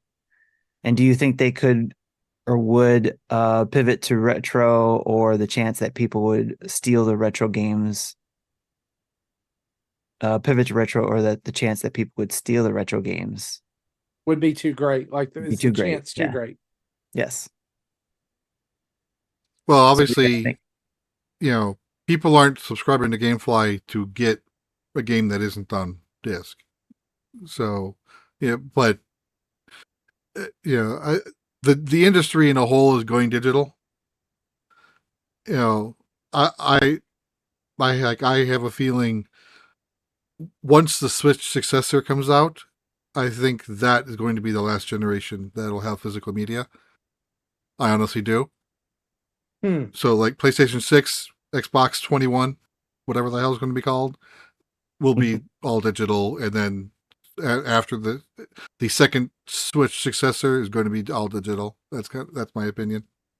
We'll find out if I'm right. I can see that because you can already see that with the new PlayStation 5 release that they came out with, right? The updated models where the all digital version has an attachment you can add. So I'm actually surprised that they are still even making a physical one. I thought they were just going to go all digital, and if you want a physical, here's an $80 accessory. You can attach it. Yeah, you can do that add it yourself. What I think is that's going to do it eventually. I think is that kind of testing the waters to see how it goes. What I think is really kind of crappy about the new PS5 model is the price hike on the digital model, and leaving the stand out of the box too, and charging an additional $30 for that. So like by the end of it, you're looking at an $80 price increase for the digital model that literally does nothing different than the current digital model. And that's only $20 shy of the other device that doesn't come with a stand. Right. So like, some of the decisions that some of these companies make, to me are really dumb in an attempt to try to look altruistic. It's like Apple. Apple is so so obsessed with being carbon neutral that they think they're doing you a great favor by no longer including a charge brick in the box with your phone. Yeah. Or really, no longer doing leather accessories. So all the third-party leather accessory companies are making more money now. Right. And with my phone, I got that microfiber whatever case, and it's not great. It's okay. Yeah. But like this should not have been $60. I should not have to buy a charge brick. And they knew what they were doing, especially with having a USB-C only cable this time, because I'm sure I would love to see their sales statistics on how many power bricks they sold after the 15 came out. Right. Because they're not in there. And they're like, but then they want to go, oh, but there's a braided cable now. Well, who cares? We've had braided cables in stores for. Yeah, I can buy a 3-pack on Amazon for $20. Yeah. So I mean, like I'm a great, I love Apple, and I'm not switching to Google. I see that in the chat. I'm not doing that. I've already switched. I've switched to an Android phone twice and regretted it both times. I came immediately back. But anyway. Well, going back to PlayStation, I had a question. All of the PlayStation's marketing always shows it oriented vertically, of which, as we said, you need to buy the $30 stand to do it in the new model. Spawnwave did a poll on one of his daily polls. Do you orient it horizontally or vertically? So before I give their results, how do you do it? Vertical. Tim, you have a PlayStation or no? Yes, mine's vertical. Okay, so all of us are vertical. Yeah, there was it was like 60-40 in favor of horizontal. What? I wasn't expecting that. And I don't think the Spawnwave guy was either. Who has that much room? I don't know. It's like a TV stand battleship if you don't set it vertically. Wag says horizontal. It's not a battleship.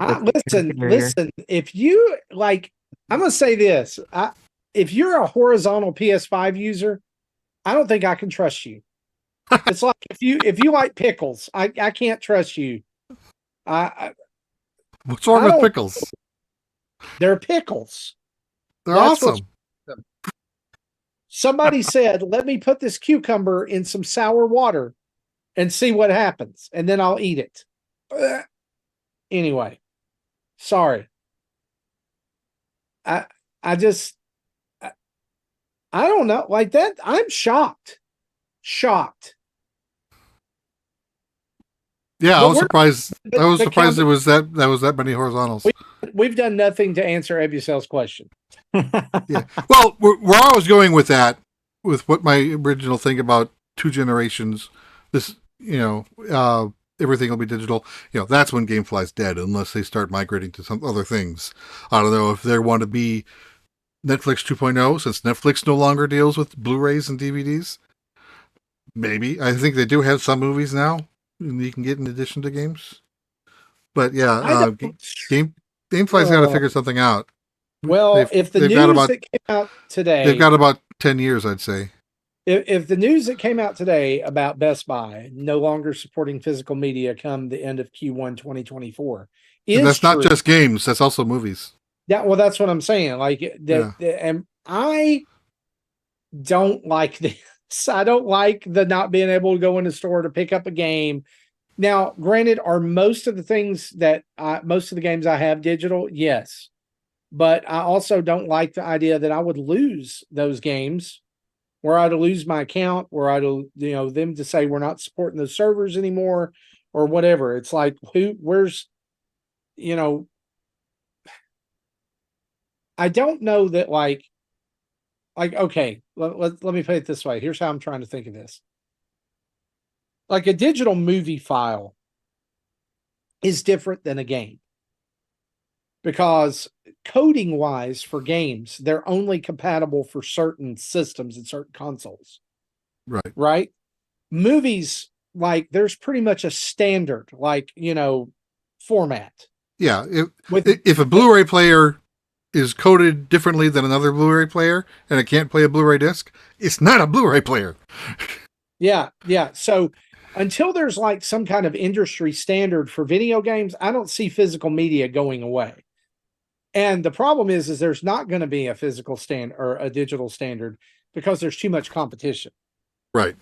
There's no way that they're going to agree. But where I see GameFly hurting is if more and more big AAA titles go and they're digital only or mostly digital, then there's no reason for GameFly to exist. I wonder if there's a business model where GameFly could work with publishers to create a physical version only for them, that even if they go digital, they had it physical that they could rent out. Is it kind of like a limited run games model, but not available to the public? Right, not available to the public. All by 2000. Well, the normally runs are still in the low thousands, so they don't think need 2,000 copies of any game. Right. They'd have to agree. They'd have to agree with some manufacturer to run 50 units, and I don't know if any will. That's too low. Well, unless maybe there's a way they work with, say, these companies to have a rewritable version. Well, I guess disc won't be that easy. Like a Famicom disc system? But have a rewritable cartridge, that they could then put the game on. Oh, yeah, that's not going to stop piracy at all. Obviously, they would have to write code or format it to prevent that. But I'm just saying, what I think, and Tim, I would see this as this is a different move here, right? Like, what if GameFly began to position themselves now for the future? What if they began to position themselves as Game Pass for everyone else? You pay a month, you download the app on your system, and if it's let's just say Switch 3, all right? You download the Switch 3 specific app for your Switch 3, and now you're able to go in and pay them a fee to rent Switch 3 games on your Switch, download them. Yeah. And it's every week, 2 weeks, a month, you're paying a monthly fee. Yep. There you go. This is Nintendo's Satellaview. They would have, it would have to be something. Definitely, they would have to work with the three major companies and say, hey, can we have a certain length of time where we can offer these games to rent digitally with our app that we can download on your systems? Yeah, I like that. So yeah, if they're not doing physical, it'll be digital. So that's one possible way. We just need all three companies to play along. But will they? Right. Or what if it's X-Fly? Yeah, X-Fly. Yeah, because GameFly is bought by Xbox and this becomes X-Fly. Or Twitter. And then that's how Xbox gets their Game Pass on Nintendo and PlayStation, because you can rent. Oh, that's a good idea, though. Seriously, that's a good idea. So then Xbox just owns everything. Pretty much. That's what's going to happen anyway in the future. It's just they're going to own $8 it all. trillion companies? Yeah. All right. That's I think we found our results. It's basically Xbox is going to buy GameFly. It'll be XFly, and eventually Game Pass will be on all the systems for you to be able to try games for a limited time. All right. Beer Cerveza asked, did all of the dads get an opportunity to play Mario Wonder demo at their local Target? What are your honest thoughts about the game? Will it live up to the hype, or has the demo given you second thoughts about purchasing? Also, was the Target the only retailer to get the demo? If so, was this a good move for Nintendo? Why do you suppose they didn't cast a wider net by opening up to the more big box stores or simply adding it to the eShop? I think we answered all of those. here. Yeah, And Target was not the only one to get it. yes. Right? Yeah, those I discussions the Best only Buy getting it. place when I said run to your targets, I knew they were in Target, and that's the only place around me that has a Nintendo Switch with a demo station, like that actually has controllers attached. Best Buy has a screen, but it doesn't have, the controllers. Walmart near me, the Walmarts near me, they don't even do that for anybody. Target was it. So that was the only place I could go. Yep. And I happened to be at a Target, and that's where I saw it and was able to play it as well.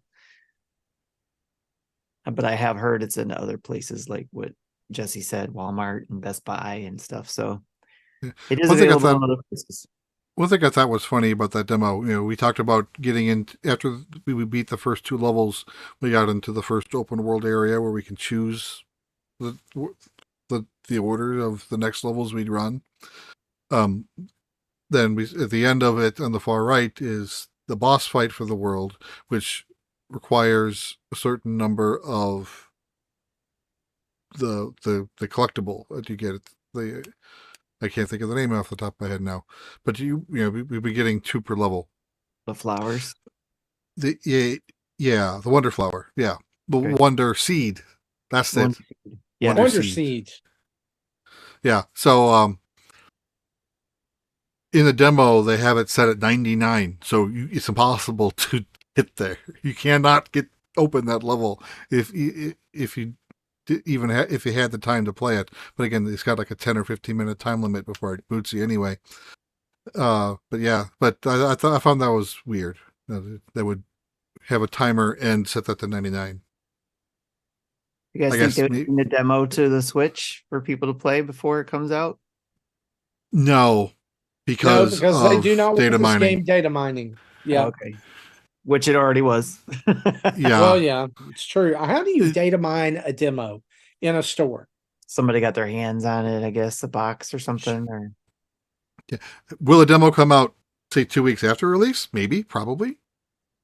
True. I think that they should do a day and date demo. Like, if you haven't got it yet, here's a demo. Go try it. Now go buy it. Yeah. At least then you probably will be able to play the first world. You'll have the time to play the first world. But if they still have that locked at 99 seeds that you can't get, then you just won't be able to beat that boss. So you guys know at the end of the level, when you get to the end, you jump on the flagpole and bring it down, and then that little house appears with the little person. Yeah. Mm-hmm. It has a little thing on it. I don't know if you guys did it, but I was the elephant and I had water. Yep. I was going to say that. It watered the head of that person, and it made their head bloom. Yeah. I thought, I did that in the first level just by complete accident. Yeah, same here. And the second level, water. I'm like, oh, I didn't have water. No blooming for you. Sorry. Yeah, it was pretty cool. All right. Yeah, we talked about it a lot at the beginning of the show, so hopefully, Beer, you were able to catch that. And then we had that conversation. Yeah, you can blame Justin for having us talk about it earlier, because I was planning on talking about it all now. We were going to do it right here, but Justin made us talk about it at the top of the hour. So, because he darn that, Justin. So, all right. Frosticles 43. Considering we seem to be in the age of remastered collections such as Pikmin 1 and 2, Spyro Trilogy, Baten Kaitos collection, what collection of games would you like a remaster of? For me, it would be Lost Kingdoms 1 and 2.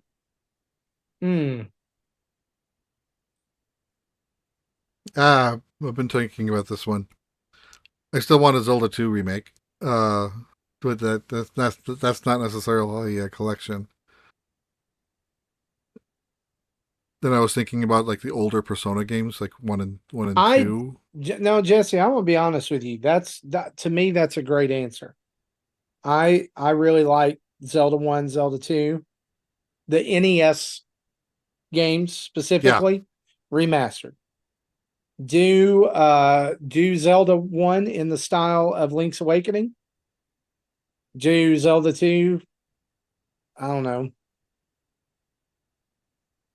But those two games, like, I think a lot of people skip like the original Legend of Zelda because it is it's in a way and I don't like I'm not slamming it, but like to a lot of people it's archaic, like it's like what is this? There's no dialogue, there's no anything. Well, that's limitations of an 8-bit system. Sorry. Well, I know, I get that, but I'm saying that even like I think there's a lot of people who probably miss it. Nintendo says Picross 1 through 10, which I don't know if you saw this.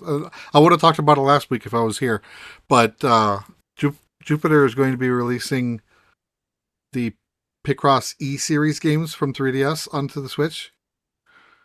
Did you hear about this? They're No. doing the E series. Yeah, they're doing the whole E series. Oh wow. Yeah, I think the original E1 will be re-released as Picross S Plus, and then subsequent packs for E2, E3, etc. will be just DLC for it. And I think there was an E9 that was Japan only that they're talking about being included at some point as well. I didn't even know that there was a ninth one. I would love to see, speaking of that, I will say this about Picross. I would love to see them bring Picross 3D to the Switch. 1 and 2. Yeah, that'd be good. I loved those games. I thought they were really well done. So, yeah.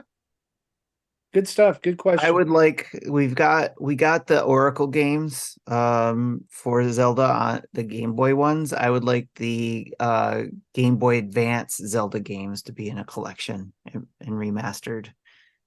Meaning 4 Swords that came out for the Game Boy and Minish Cap. Minish Cap, yes. 4 Swords, no.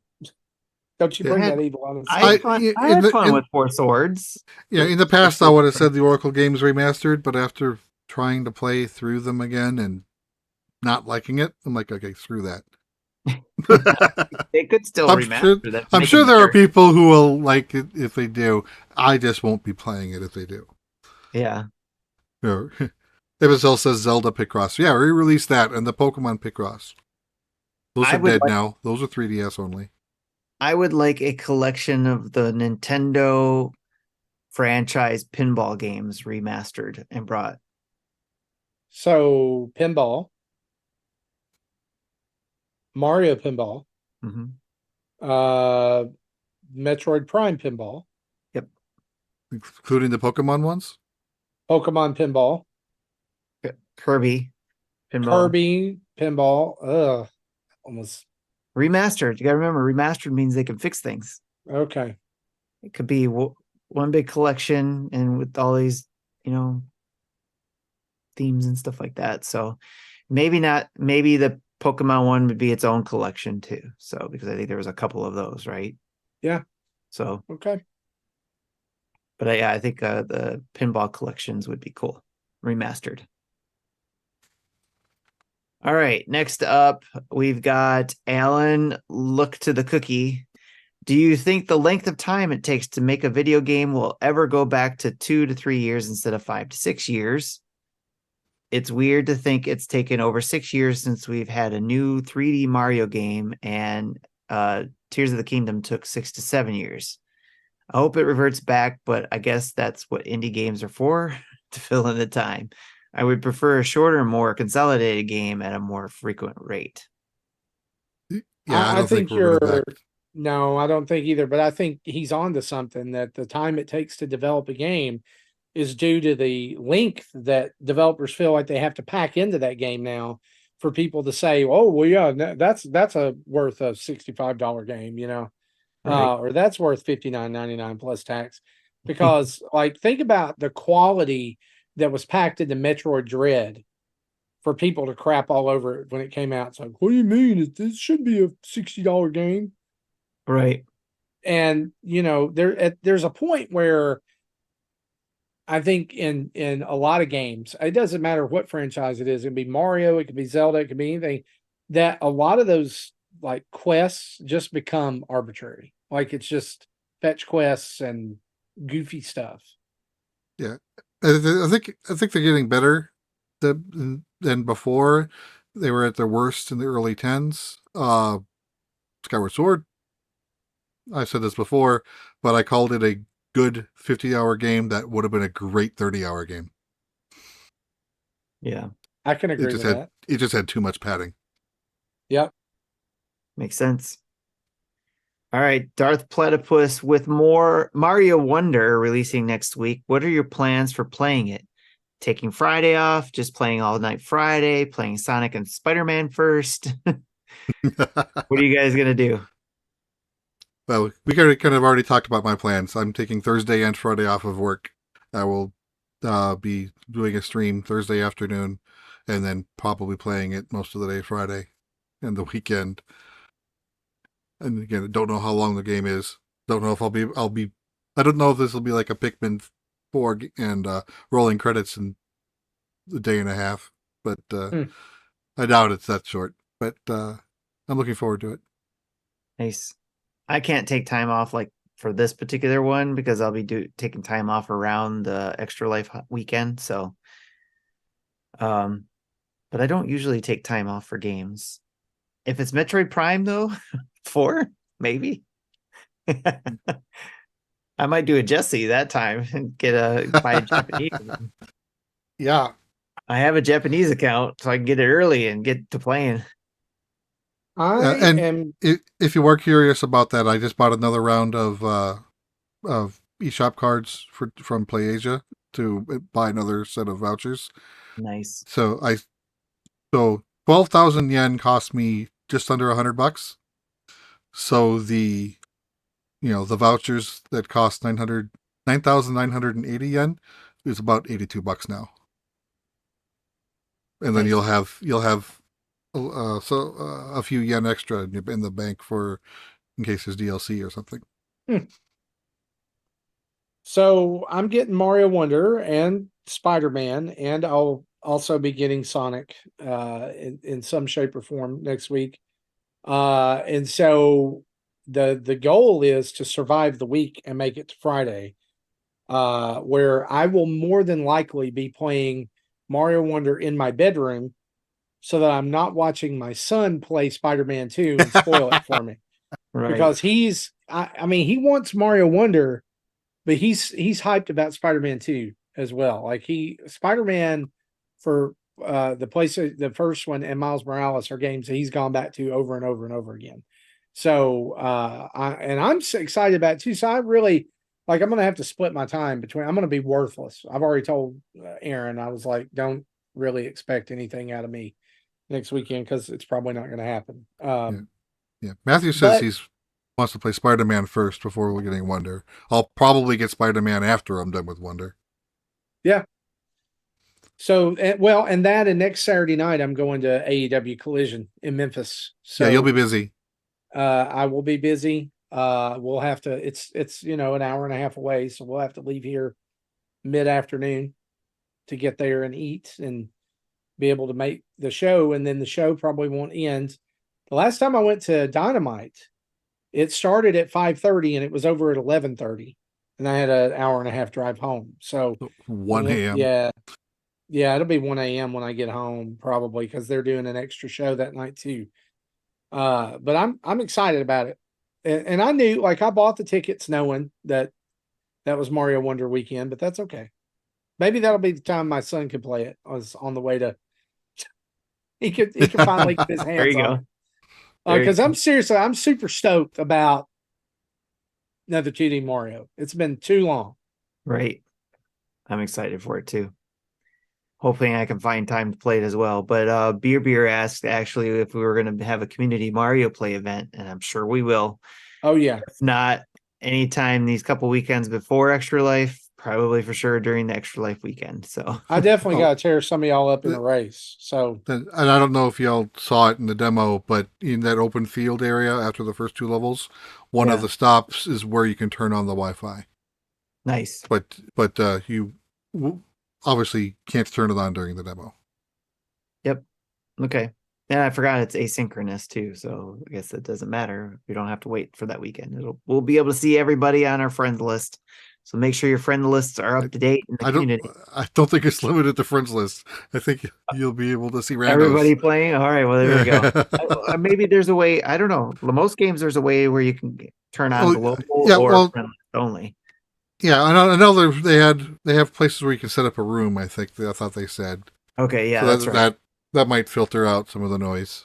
We'll learn more when we get the game. We'll be able to. We'll figure it out next week. Yeah. So, and who knows? It's November is going to be a monthly mayhem. So who knows if those guys are going to be cooking up something with Mario Wonder in mind. So, all right.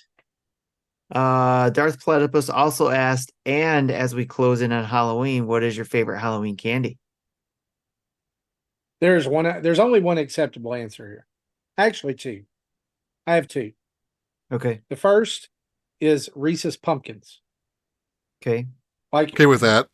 You took Reese's and you made them even better because you increased the quantity of the Reese's. Like the thickness. Yeah, you increase the volume to have more of the good stuff inside. Yes, the second one, and I'm probably going to get scorched for this, but I don't care. You're not going to say what I think you're going to say, are you? It's those marshmallow pumpkins, like the candy corn style pumpkins. Yeah. Oh, yeah. Anything candy corn. They're so good. They're so good, Jesse. Don't deny the pumpkins. In fact, this year they made caramel apple flavored versions of those. They're like little apples. They're good. Huh. Nice. I've seen all the memes. Like, go eat your crayons, you crazy people. They're not crayons. They're marshmallow pumpkins. They're delicious. Yep, I agree with the Reese cup ones, and I guess as I'm getting older, I like the peanut M&Ms too, the little fun packs you get. Yeah, peanut butter cups I think is my favorite candy. Yeah, period. Peanut butter cup is probably number one for sure. So, Ms. says I love those pumpkins way better than candy corn. I don't eat candy corn. Candy corn is beneath me. I want the pumpkins. BBC says I'm going to say it. Heaps are garbage. Heaps are garbage. I will throw in an honorable mention too. Cadbury in recent years has put out the cream egg around Halloween time with the yellow part of the cream being changed out to green, and they call it a Cadbury Scream Egg. They know what's up. I've been a Cadbury cream egg fan from way back. Let's go. I've been a fan of the commercials ever since way back with that lion trying to cluck like a chicken. Yeah, bark. That's what the lion would do. It was like bark. Oh, nice roar. And the first time I saw that when I was a kid, I was in tears, laughing so hard on the floor. I don't know why. It just, because the first time I saw it, just threw me off that this lion was trying to, balk like a chicken. You guys remember that, like being a kid and having something crack you up so hard? Oh, yeah. Laughing on the floor, dying. May have been the stupidest thing ever, but you thought it was the greatest thing ever. That commercial did it for me. So, all right. Mecca asked, do you dads wish you can go back in time to a good day in gaming or prefer to look forward to the future instead?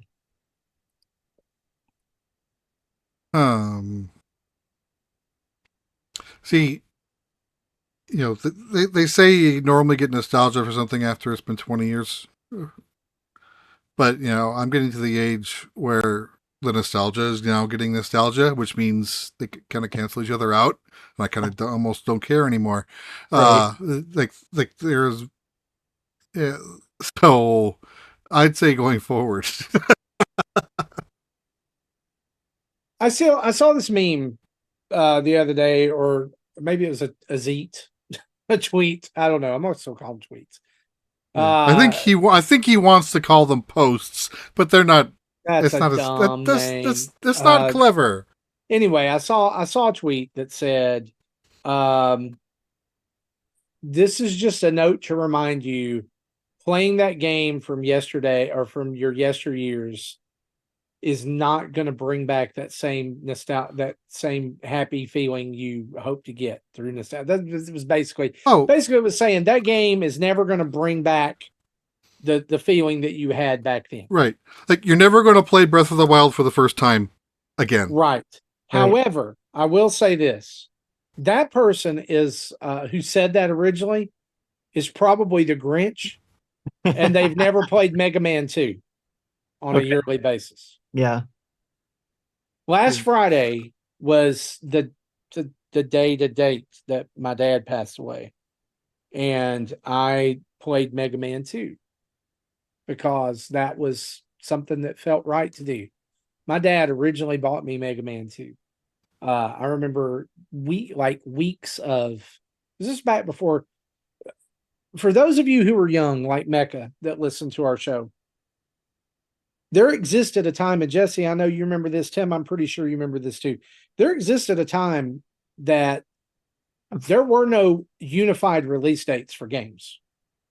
It was just whenever they wanted to put it on the shelf. Yeah. First, it's whenever they get the box. That is unknown, and then they can still sit in the box for a month before someone decides to put it up on a shelf. I remember that the very first release date for a video game that I was hyped up and excited about, and then I knew about, was Sonic Tuesday. Yeah, that and Mortal Kombat. Like those are two big ones. 2, yeah, I had one. Yeah, so Mega Man 2, had been previewed in Nintendo Power. It had been ads in the magazines. So I knew it was coming. I was hyped about it. And I would bug my dad weekly, every week. I would be waiting by the door when he came home. Did you go by the green? There was a toy store in Nashville called Phillips Toy Mart, and it has a picture of Peter Pan on the sign. And as a kid, when I was a little kid, I called it the Green Man Toy Store. And so I would always ask to go to the Green Man Toy Store, and they would always get games and put them out immediately when they got them. And I would always ask them, did you go by the Green Man Toy Store? This was before there was a video game store in Nashville. There was Toys R Us. There was Green Man Toy Store. Did you go by the Green Man Toy Store and see if they had Mega Man 2? Yes, they didn't have it. They told me to check back in 2 days. So 2 days later, I'd be by the door. Did they have it? Did they have it? And I remember one day he calls my mom and he's like, tell Marty they had Mega Man 2. I'll be home in an hour. It was the longest hour of my life. I bet. But I remember him walking in with that game box and handing it to me and me flipping out and going and playing it the rest of the night. And I remember calling him out of a meeting that he was having at work. You talked about to let him know that Dr. Wily was an alien. But I wasn't able to beat him, and next time I'd get him. So do I wish I could go relive that again? 100%.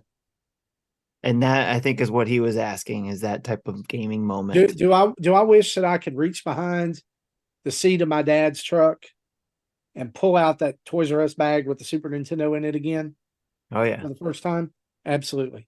Do I wish that I could walk into my Walmart in my hometown and pick up my pre-ordered copy of Ocarina of Time with the gold cartridge and pop it into my Nintendo 64 for the first time? Absolutely. Yep.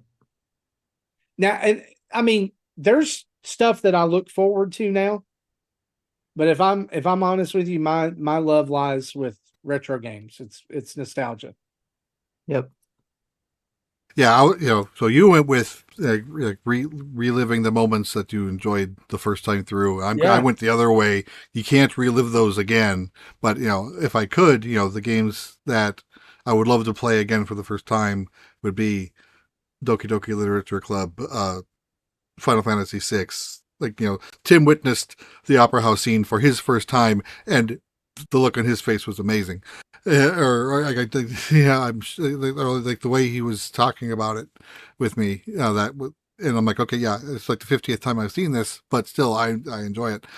So Inscription, games like that are fun the first time through. They're just differently than other games first time through. Yeah, but so those they're never going to be able to experience that for the first time again. Right. Yep. There's definitely those moments back too with my dad. I would love to be able to go back and relive, especially too with my shock when walking into the door and watching him playing on my Super Nintendo, which I never thought I'd see him do. He was actually playing like Street Fighter. So, which I thought was great. And then when I got a PlayStation, he was on that playing Air Combat, I think it was, or Ace Combat, whatever it's called on there. Mm-hmm. So yeah, those definitely, along with times with my friends, we used to get together and have gaming days where we'd play, various multiplayer with the multi-tap, you know. Uh I had a friend who had one of those with Bomberman. It was the Yeah. only person I knew that had a multi-tap. Yep. And we would play Bomberman. Like we would go to his house and play Bomberman on Ours the Super was Nintendo. Ours was the N60, the NHL 60, 94, NHL 94. Jeez, I can't get it out. So the multi-tap. So Chris is disappointed in you. I'm so excited to talk about it. I can't get it out, so. All right. We did have another question, but this one, I think, guys, we're going to have to answer on Discord.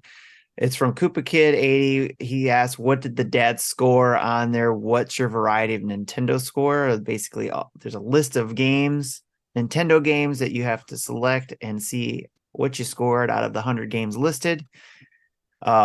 Jesse, I think you did yours, right? Yeah, I got 68.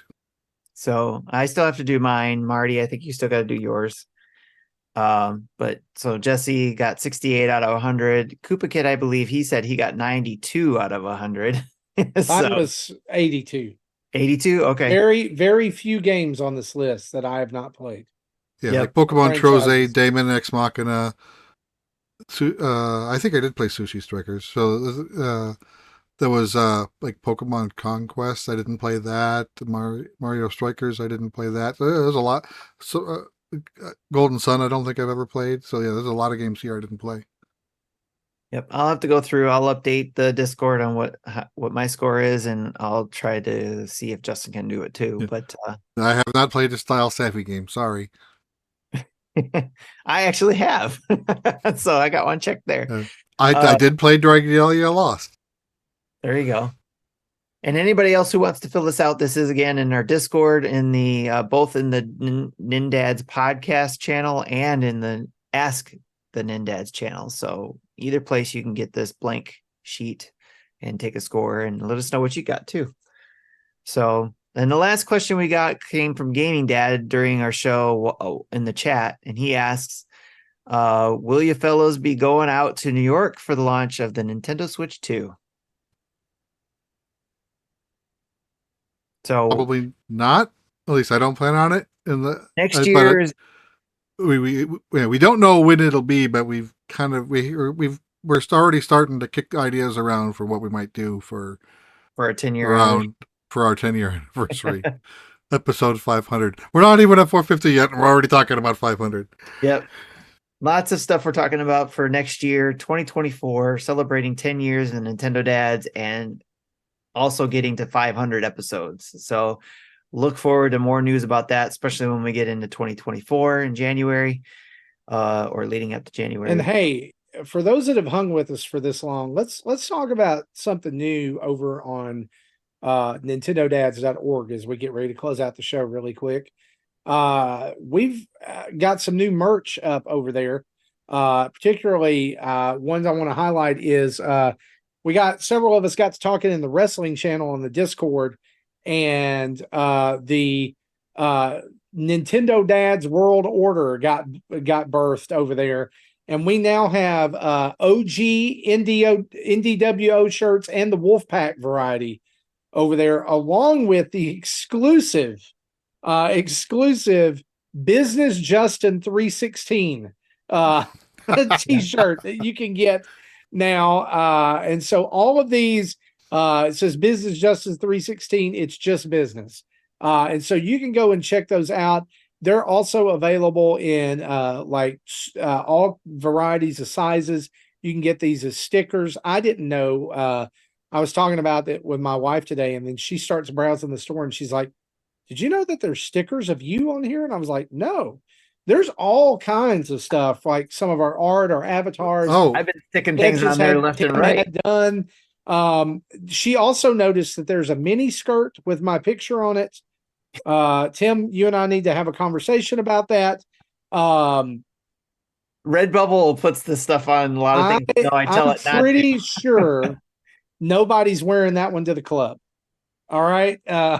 Your face is on some tights. Did you know that?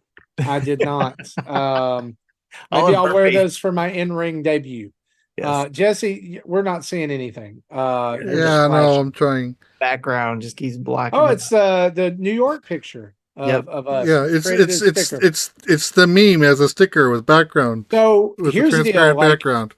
We've had some problems in the past with our merch store. We no longer have that. And so go over there, check it out. There's even our brand new mascot who needs a name, by the way.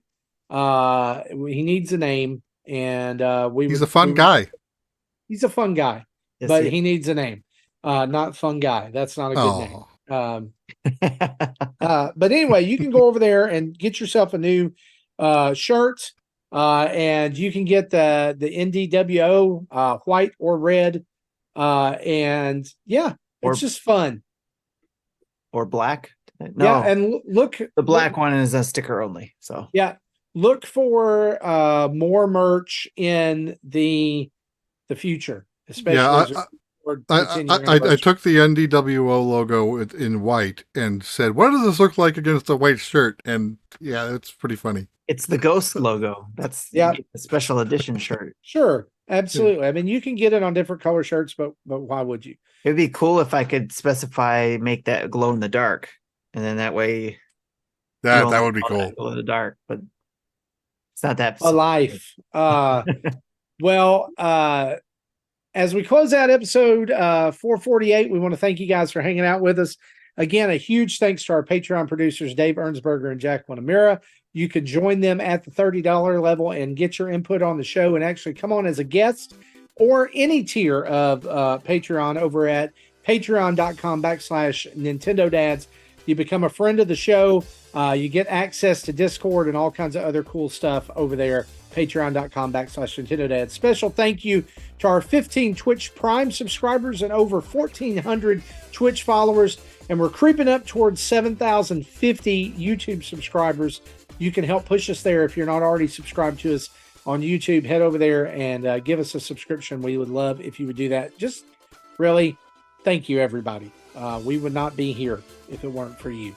You can check out our website, nintendodads.org, like we've already mentioned, for lots of merch, including new designs of Spotify podcast feeds of our show, as well as the NINDADS family of podcasts like Dads After Dark, Retro Logic, and their family of podcasts, all over at nintendodads.org. Don't forget to check out our sponsors. That's right, sponsors, Manscaped. You can use the code NINDADS, NINDADS, to get 20% off your Manscaped order with free shipping. And you can also go over to HelloFresh.com and get 50% off and no fee shipping on your first HelloFresh order by using the code NintendoDads50. That's Nintendo. I thought 50 was first. No, yeah, you're right. 50 Nintendo Dads. Yeah. 50 Nintendo Dads. Head over to HelloFresh.com. Get yourself some food. Email us at nintendodads@gmail.com. Call in and leave a voicemail at 929-25-NDADS or 929-256-3237. Big thanks to OC Remix for the music used throughout the show. A reminder, wherever you listen to us audio-wise, be sure to leave us a 5-star review and some comments. We would love it, and it will help people find the show as you push us further up the charts. Maybe one day we'll defeat the Nintendo Power Podcast again. But until then, we'll be right here hanging out with you guys. Yeah. So, for me, for Jesse, for Tim, and He-Man, we'll see you on the next episode. Have a great week. Bye-bye.